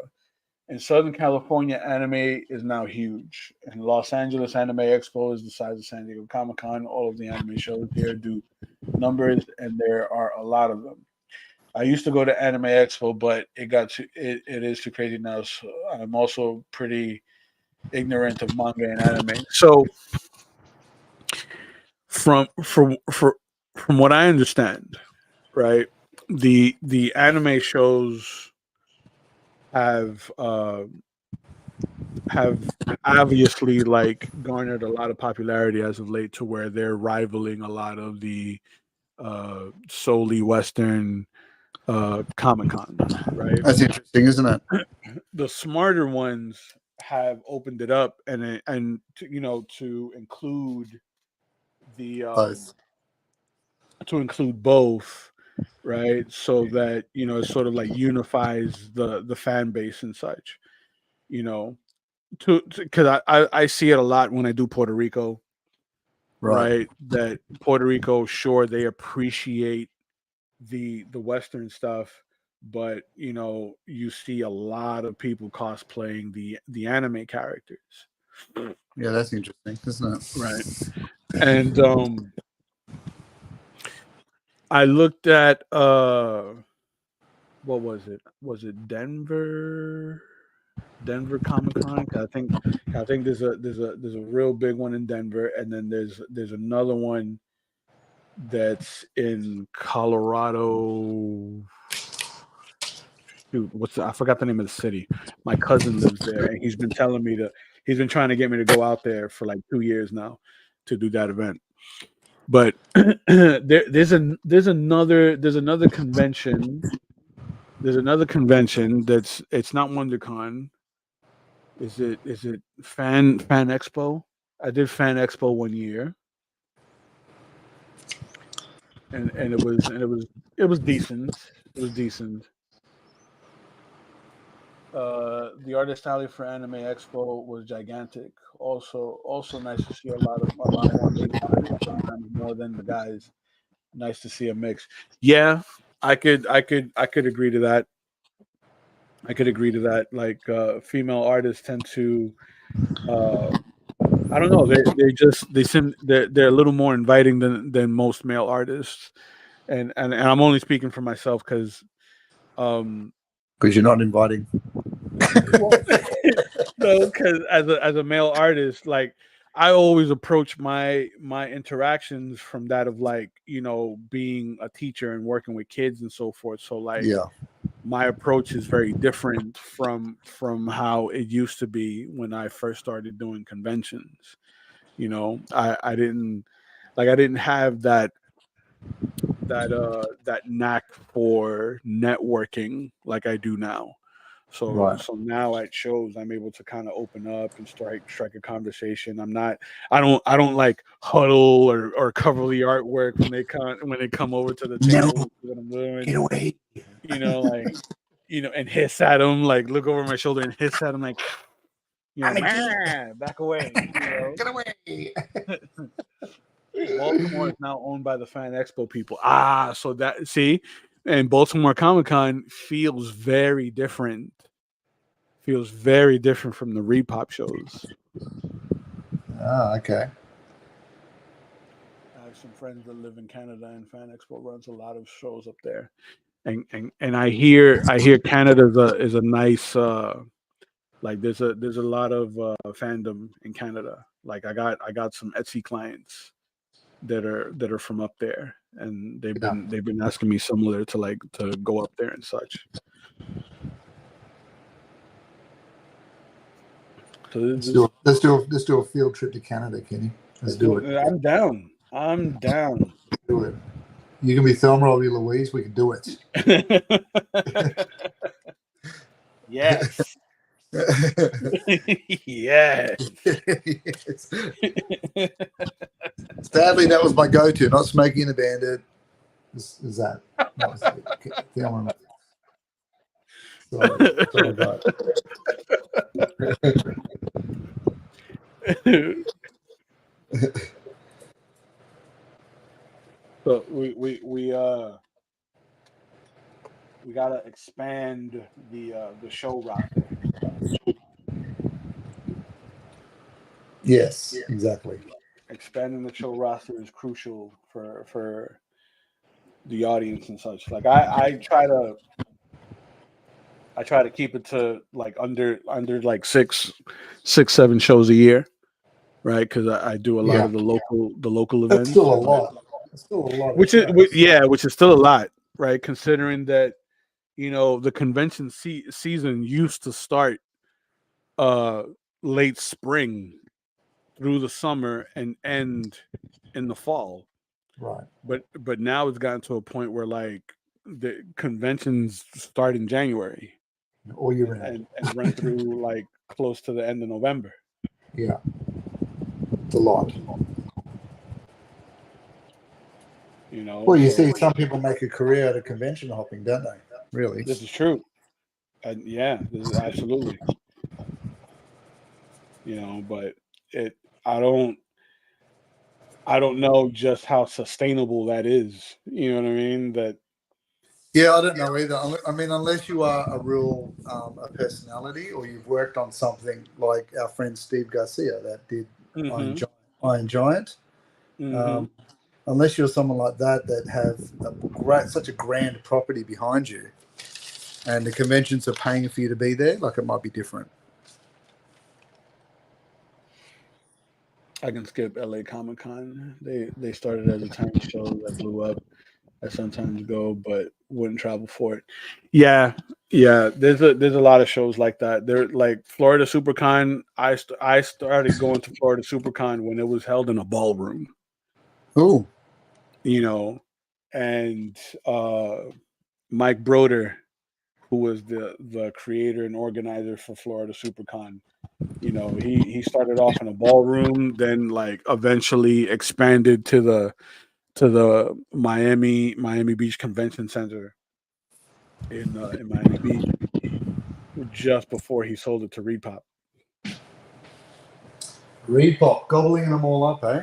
Yeah, They did out here as well. yeah. Yeah, like the big ones in Melbourne and Sydney are owned by the San Diego Comic Con guys. You know. That's it, man. Like they're just out here just gobbling everything up. Good money But spinning. Yeah.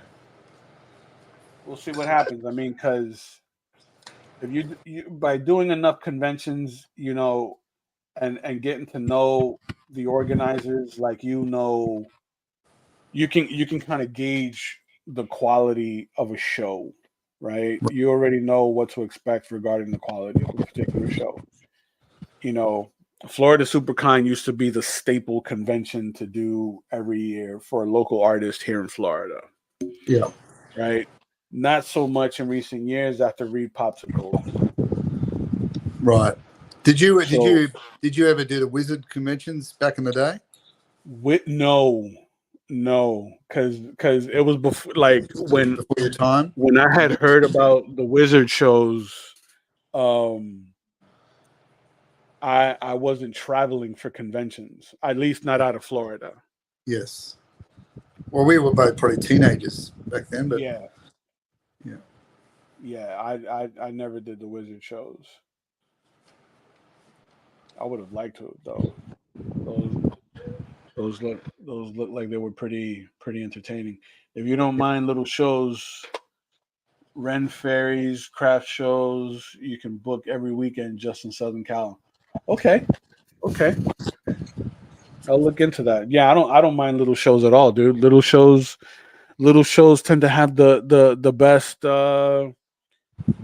like, I won't say foot traffic, but like the best people tend to come Yeah. out to those. You know what I Yeah. mean?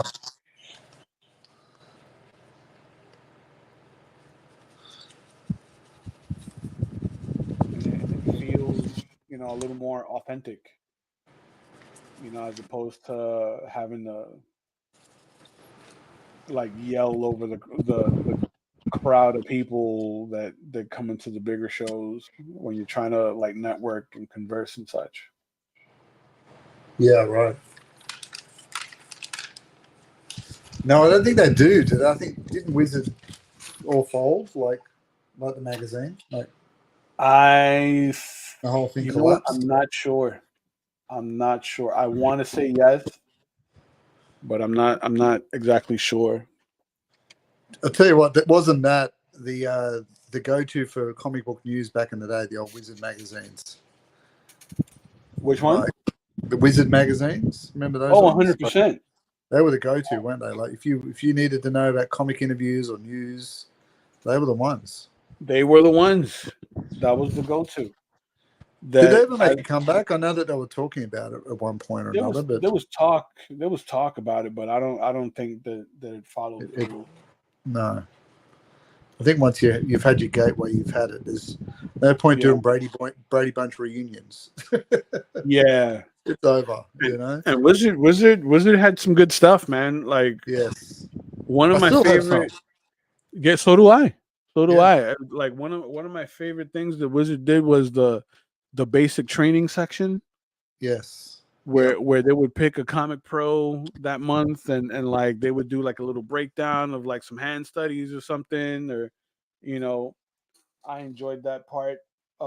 yeah, And the section in the back, the section in the back where they would ask a celeb like a bunch of questions, and yep. one of the questions, which was one of my favorite questions, to see a celebrity answer, was your favorite 2 a.m. munchie. Yes. What is your favorite 2 a.m. munchie?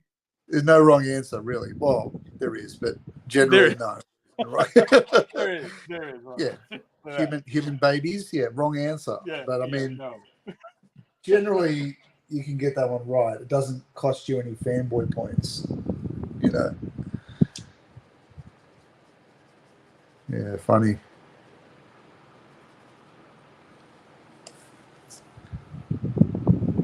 Funny stuff.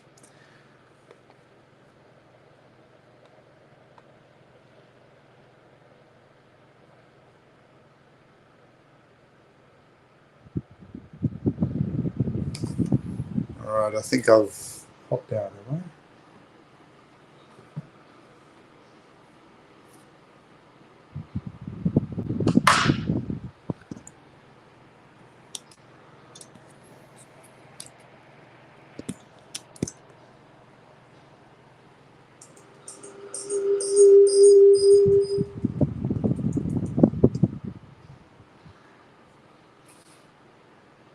All right, have I lost you, Kenny?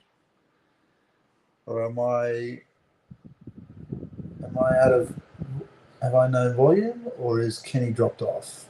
I'm not sure.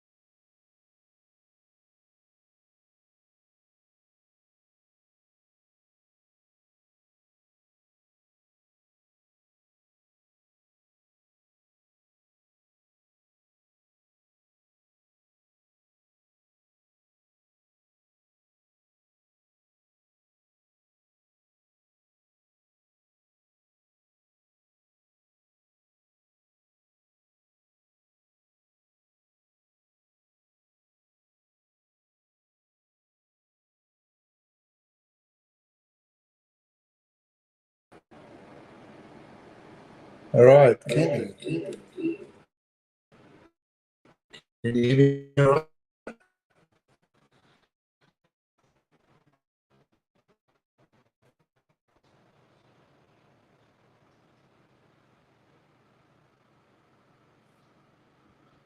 think we're having a few technical difficulties here, guys.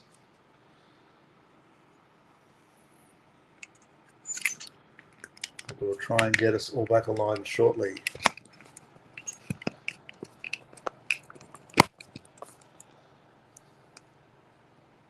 I've got too much of an internet delay.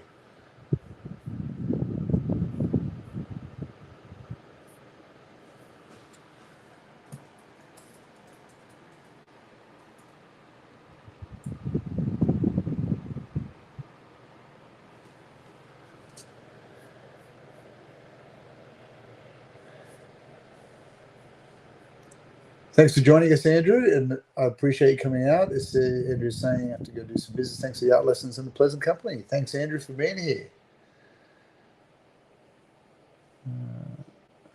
Yeah, that's cool, Chris. I love that.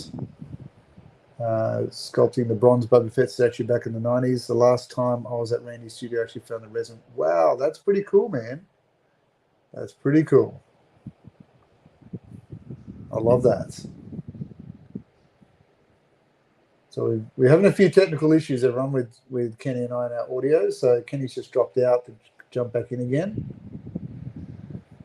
So we'll see where we're at. I thought it was me, so that's why I dropped off and came back in. So we'll see where we're at. So if anyone can just let me know if you can hear me fine, and then we know what's connecting.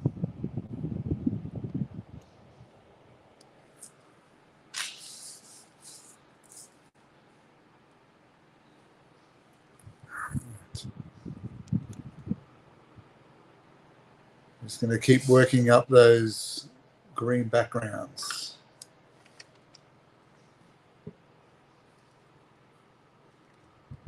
Oh, perfect. Thanks, Chris. I appreciate that. Thank you very much. Sometimes you never know. Thanks, Yazza Artist. We appreciate that. Always love the support, and thanks for joining us here.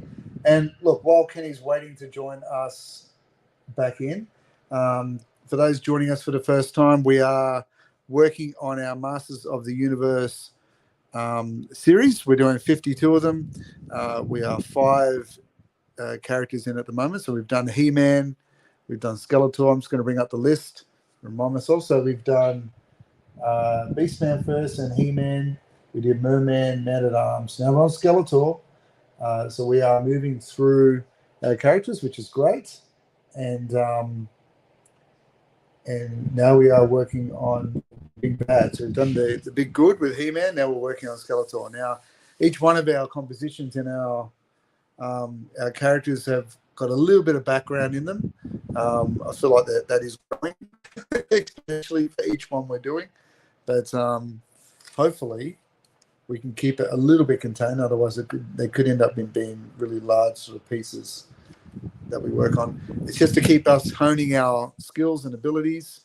And of course, we welcome anyone that wants to draw along with us to do the same, to discover, as we do, some of the pitfalls, some of the mistakes, some of the things that we're learning about as we move along through it. So we welcome all of you to join us through that same experience, sharing the success. And sometimes the disasters. It all works for us. So if you are joining us for the first time, give us a big g'day, a nice hello, and interact with us in the chat so we know that we are connecting. And it's sometimes a bit lonely when it's just us talking to ourselves. So it's always good that way. Chris Bortman, what are you working on at the moment? I know I've seen your drawings and paintings pop up. What are you up to at the moment?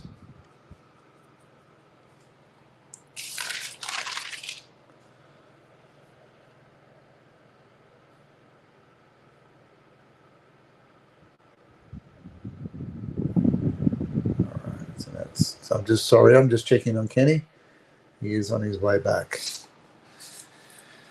So you can see down here, I've got a little bit of my light sources reflecting this way. I suppose very similar to what I was doing with the Man-at-Arms last time.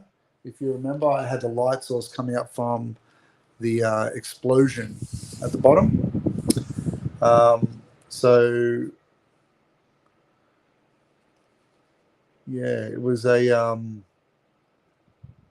oh, I see what you're saying, Chris. Yeah, with the composition. Yeah, that's right. I suppose sometimes what's in my brain isn't always translated. It's always interesting to hear people when they see it for the first time. So yeah, I always had the idea that he's kind of moving around a tower, hiding kind of from whatever's happening on the other side there. And I've given it a little bit of a Megadeth sort of flag from Grayskull burning and hanging on the edge there too. So just having a bit of a play with things. And it's going to be kind of fun to play around with that Grayskull kind of rock texture. It's got some cool colors in that Grayskull rock. So I'm going to get out the brush and do a bit of flick techniques and textures and do a bit of Drew Struzan sort of effects on the background. And hopefully that'll give it that nice Grayskull look. Hopefully. We'll see how that goes. But I appreciate the comment, man. Thank you. And yeah, I kind of did want it to be sort of weird and unusual in form. I suppose without the rocks, it kind of looks like he's meandering like a zombie a little bit. All right, so while we're here, I'm going to put in a little bit of that yellow, that cool yellow in the eyes, because even though I'm going to add them as red, I do want there to be a sort of a glowing centerpiece to the eyes. So while that's wet, I can then start to merge them together. So I'm just using a nice cadmium red, a nice warm sort of fire red for this. And as I said before, putting in all the washes just helps to build up that correct palette and temperature. I don't sort of predetermine the temperatures by doing swatches or anything like that on separate paper. I tend to do it in my mind and my palette, and then I just kind of go with it. And, you know, you're always going to get to a point where you're trying something new and you have to recorrect and determine that new pathway, and that's okay. That's what happens sometimes. There you go. Now that that's red, I'll get that nice blend happening. So he's got a brighter red in the center. And Kenny's back with us. Let's get Kenny in there. All right. Are you there, I Kenny? have returned. Yes. You know what? I couldn't figure out whether it was my audio that dropped out or yours. But everything went super quiet. So yeah, I thought maybe because I saw your hand still moving. I could still see you moving. I thought, damn it, I've broken the internet again. So I had to jump back out and come back in again. Yeah, I think it may have been mine, but we're back. We're back. That's good. That's good. And Andrew's had to leave. He's headed off for work or getting some sleep for work, so he's out. And let's see. Chris is saying, I haven't been painting for a while, too much streaming, but I'm working on the Back to the Future. Oh, I'd like to see that. That sounds cool. Ooh. Also got a quarter scale resin kit from Jim Henson holding Kermit. Oh, actually nice. Jim Henson. That's interesting. That's interesting. No pressure with that Photos, one. Chris. Photos. Yes. I'd love to see that. Resin kits are fun. Nice work. I've always wanted to do one. Like, I see a lot of people playing with them. They look super fun.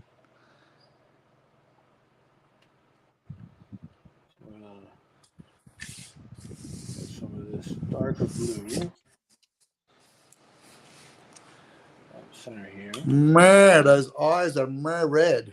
Look at that. Very evil.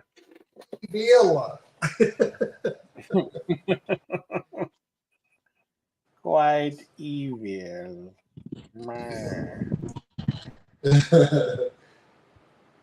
Put some of these areas here. Further back, I'm not gonna go with any black for this.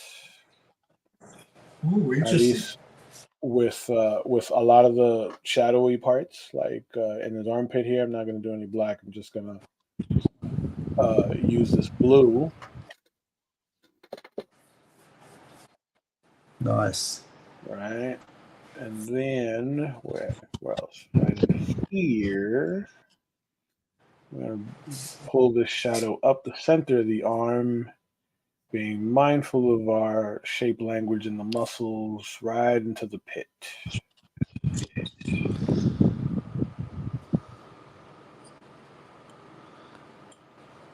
And follow it right back down into the palm of his hand.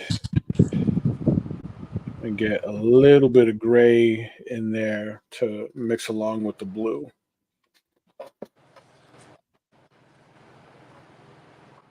Okay, just a little bit going up the center.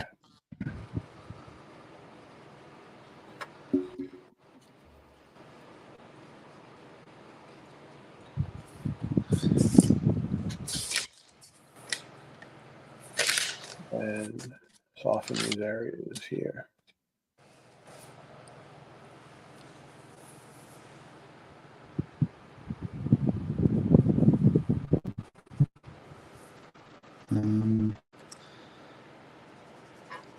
I was just saying when you're off air there for a second, Kenny, that I'm doing a similar effect on the man at arms glowing on the leg. Mm-hmm. coming from the ram skull. So and they have Very the nice. power sort of coming out of the eyes, as you can see, Mhm. and creating a sort of a mist that kind of flows up. I like it. And what sound does that mist make?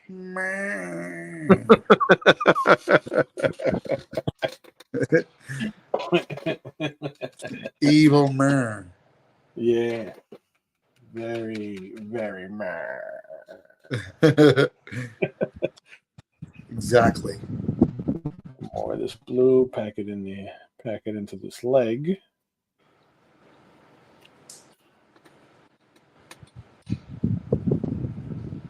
Push some of this into some more shadow.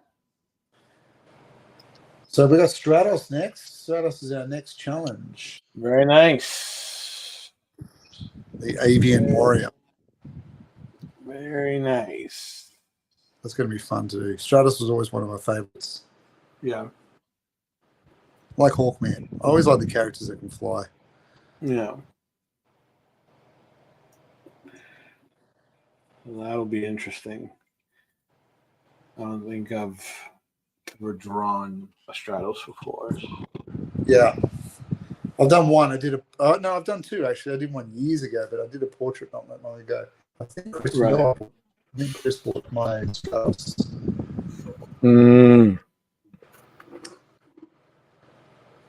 Get a little bit down the center here. Right there. There we go. It's looking good, Kenny. Thank you. Thank you. You got that split Terminator line running through the head, which is cool. Yeah. That's, so it feels like, the light's kind of enveloping out the sides. Yeah, nice. Wrapping around him. Yeah. This could be a little darker. Yeah, Chris, send us a pic of your kit. He's sending it.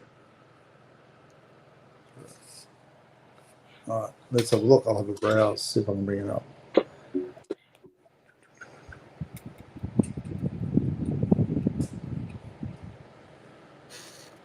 Ooh, okay.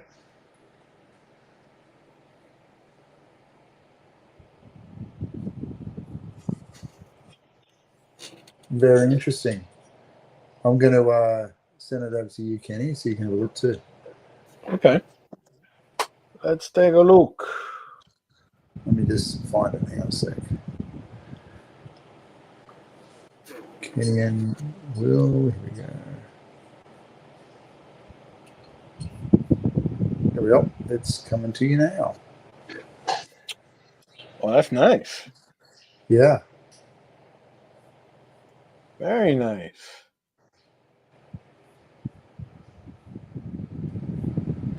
Interesting that someone would do that sculpture, isn't it? Yeah, it's it almost is. like it's like when you see those cool paintings. I can't think of the guy that was doing it. He was painting the behind the scenes of like Frankenstein getting his makeup on, and it would show the artist doing it. Right.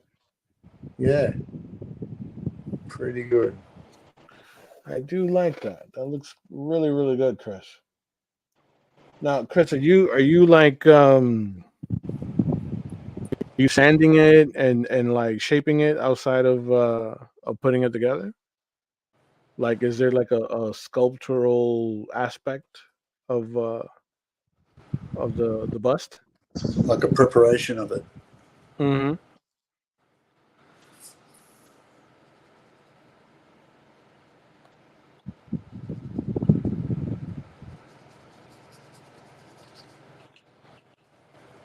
So I'm still not noodling, but I'm just washing in some of the. I'm not noodling.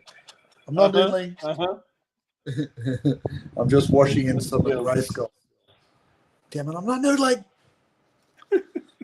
Trying really hard to get that grey skull random rock feel. You know how like some were lumpy, some were small. Yeah. Do you remember?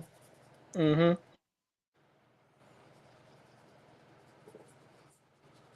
Then you'll have some jagged, some flat surfaces, a Yeah, little bit of texture in the. Yeah, I gotcha. real cobbly looking. You Mm-hmm. know, Mm-hmm. don't know if that's a word, but we're going to say that that's now a word. It is a word now. Look, It is someone the invented them at one point or another. We're just inventing new ones. That's all. yes. It is hereby a word Now we're cobbly. by decree of Sir Plato. Yes, like meh, that's now a word. Right. Now a word.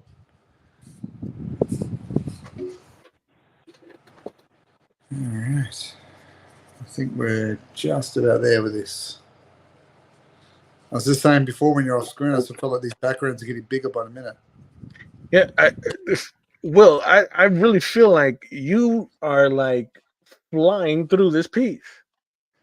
Well, these are just the wash. This is just the base wash. So I will probably spend the next two live streams like being the king of the noodling.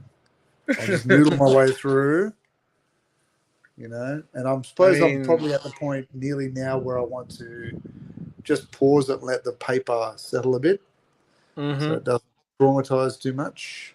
Yeah. It's just let it all absorb in. But it's good to get all So my lights and darks, where my shadows are falling, all of that stuff. Just yeah, like you, man, that rendered in quickly and beautifully. well, it'll be a nice base level. I think a lot of that will be 90% of it will be hidden, really, because the next couple of layers will start to build those rocks up, Sure. really making them chunky, give them some volume. Right. I might go through with a brush and do a bit of Drew Struzan sort of spray effects. Ooh, I like Sort it. of, it just busies up those areas, makes it saves you a bit of time rendering.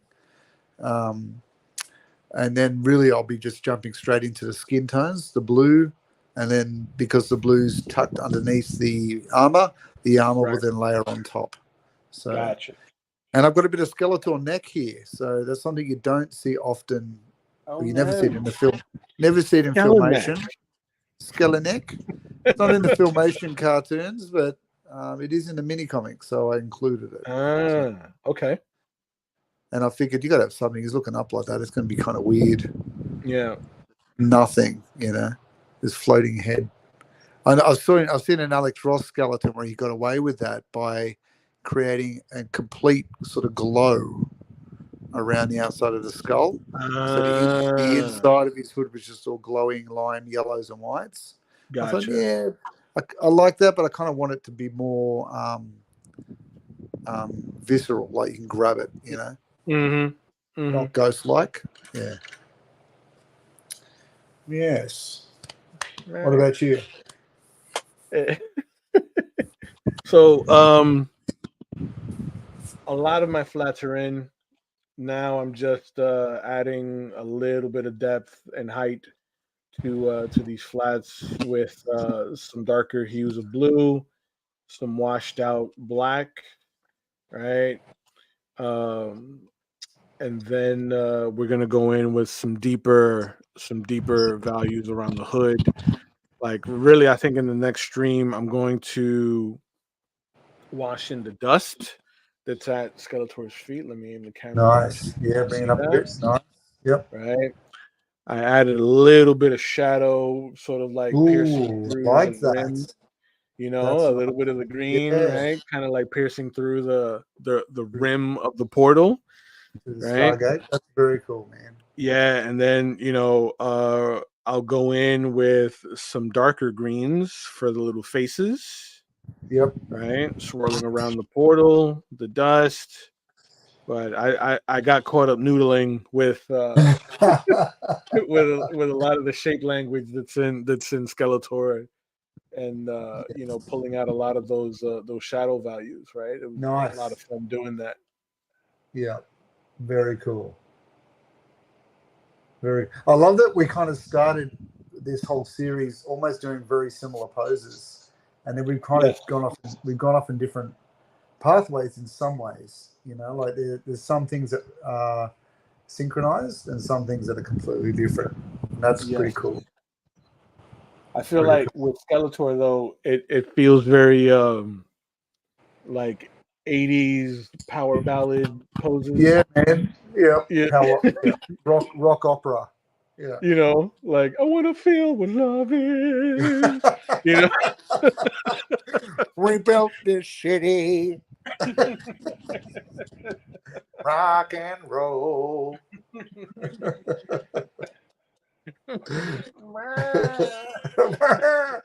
Although I got the Megadeth flag, it's gonna have me happening in the background. I realised I got a bit of a Megadeth album cover going with the flag and the skull. yeah. When I It looks finished, I good go, though. kind of reminds me of a Megadeth album cover. You know, like the one where you'd have like the American flag and he's in the soldier's outfit. You know, I can't even Uh-huh. get his name now, but yeah. I used to love those covers when I was a kid. They were fantastic.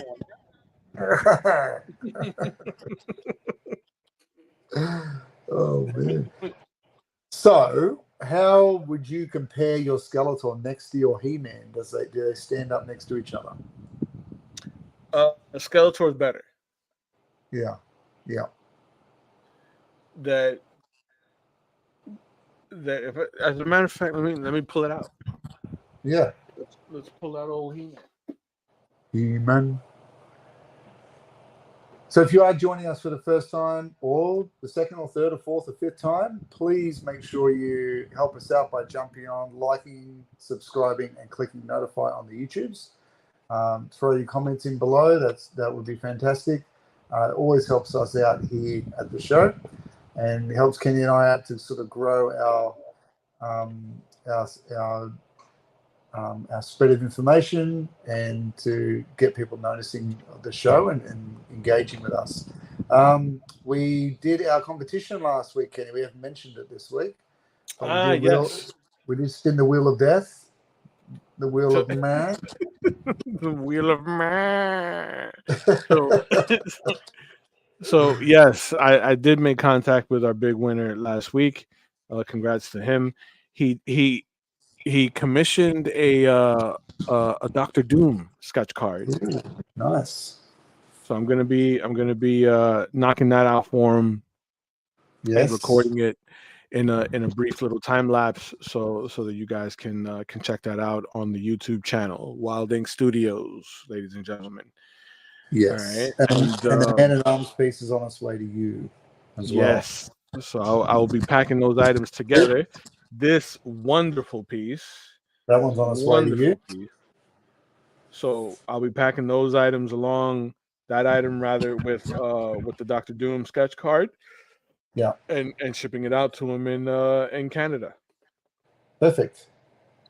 Yes. So here is a wide shot of my Skeletor, right? Yes. Work in progress, and then here's my He-Man. Ooh. So He-Man, although still strong, bright colors, right? Skeletor feels like a polar opposite, but I feel like I don't think they hold up next to each other, though. You know what? Like looking at them both next to one another, like I think that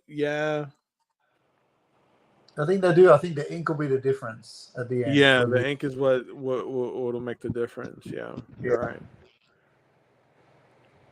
Yeah, I could see so much has changed even from He-Man to Merman. Oh, for sure. For sure. And Man at Arms, like you put Man at Arms and He-Man next to each other, that'd be interesting. The Man at Arms, hands down, feels like the stronger piece. Yeah. I think mine's the same. Like when you look at my He-Man and Skeletor, they're a bit different. Let me see. Yeah, so there's my He-Man. Yeah. So I did have a bit of a background going on there, but there's more energy in Skeletor. Yeah, he's more stoic, I guess, isn't he? You know, definitely more energy in the Skeletor. Yeah,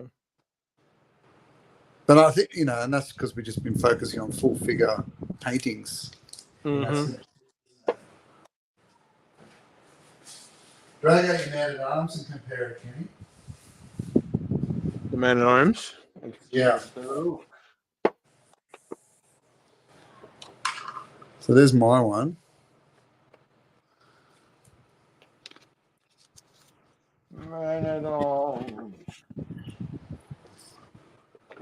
Here's mine. Yeah, so look at that.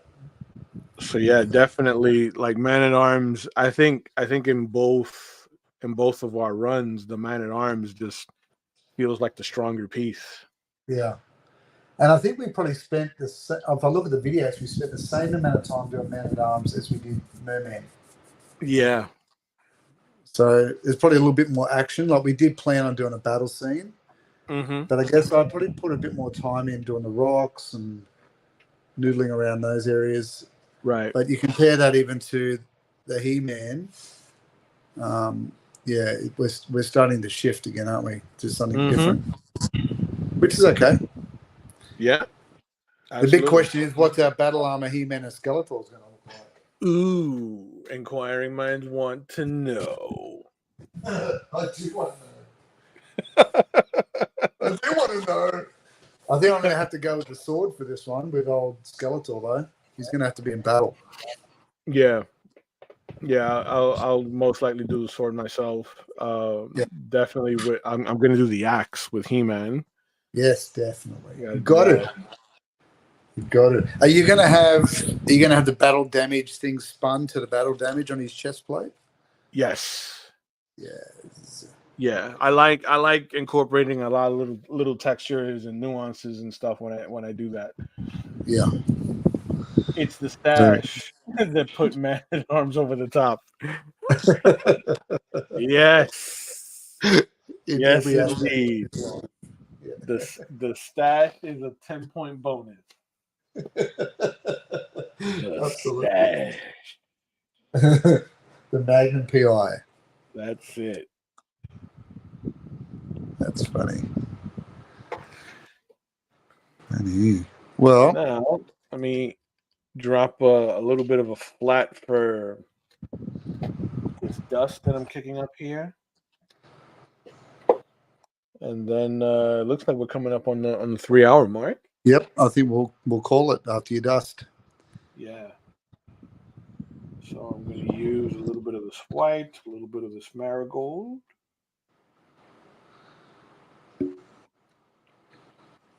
That feels good. A little more white in there.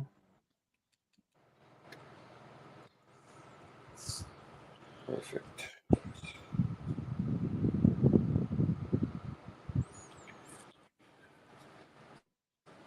Now, this will be the local, but I'm going to add some of that yellow and some of the green along the top of this dust. Nice. To reflect the light coming off of the portal. Mix that in there.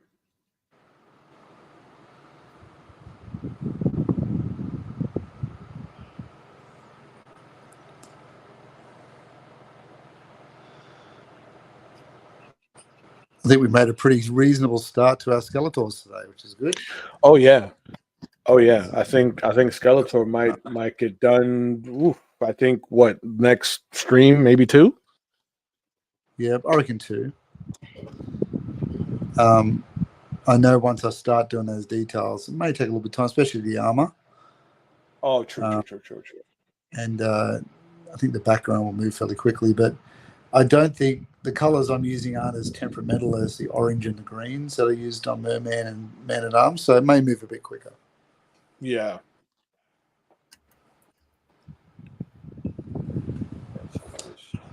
Some colors just don't always respond how you want them to.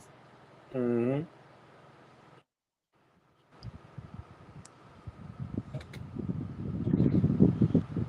But yeah, I agree. I think we'll probably be in Stratos land before we know it. Yep. And of course, all of these artworks are for sale. They are on Kenny's Etsy store, his amazing and expensive Etsy store. Thank And you, you sir. can find that where, Kenny? Wild Inks Studios. If you look on the bottom of the screen there, you clear that. If you clear Chris's comment there, Will. Yeah. There we go. Wild Ink Studios, all one word. On Etsy, you'll find the store and the listings there. Very good. And likewise for mine. So if you have a look on Art of Will Playdon on Etsy, you will find it also. And if you get stuck looking for Kenny's one, I found it sometimes easy to type in Kenny Calderone and it will just come straight up.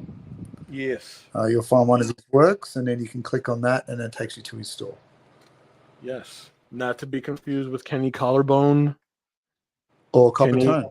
Or Copper. I forgot about that for just there. Or Will Play Not to be confused with Kenny Coppertone, Kenny Collarbone. Or right, we've all had those, the Will Plankton. I've had Plankton or Play-Doh Plexodon. That was always an interesting one. Don't confuse it with Will Plexodon. He probably has his own site and probably does adult content. Don't go on there. Don't go on there. We have different sets of values, me and Will Plexodon. I cannot be blamed for his value sets. We do not support condone the values of that gentleman. Of that gentleman. Oh man. We've just probably created two avatar selves of our personality that'll track us down and kill us. That's probably what's going to happen here. Kenny Coppertone. And Plexodon. There are action movie personas. Two men, two desires.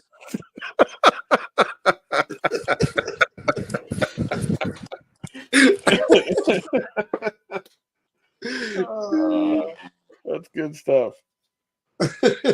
Never gets old. Really doesn't. So yeah, I think this is a good place to cap it. Yep, agreed. I'm gonna clean up some of my blue lines here. I need to give my paper a rest. I think let's let it settle. Yeah. Settle. Definitely One of those things. One and done. It doesn't work. You gotta give it time to breathe. Yeah, you gotta let yours settle for sure because you rendered a lot. Yeah. Like for like your first go through, like you rendered a lot. But bang. All right. Well, thanks for joining us, everyone. It's been a great session today for our 2.5 hour intro to the painting. If you want to go backwards and have a look at how we started our pencil work on the last chapter to catch up with the drawing, that would be helpful. So then you can sort of see our thought process and how we battle through the good, the bad, and the ugly of the conceptual stage, right through to now where we are in the middle part of really conceptual stage. We're certainly not at the final pass process.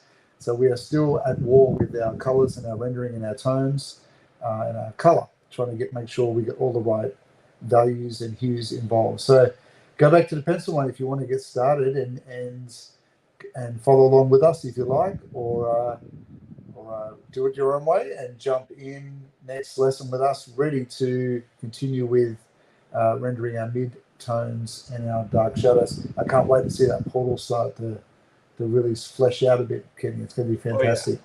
So hope you all have a great week, and we're going to do another giveaway reasonably soon, maybe on Stratos, perhaps. Kenny, do you think Stratos might be the way to go?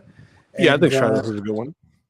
Yeah, so again, as a final party, I hope you have a good week. I hope you have a very creative week. Don't get stuck too much in the dilemmas of online behaviors, but stick in the creative field and expand your perspective. Have a good week, everyone. Absolutely.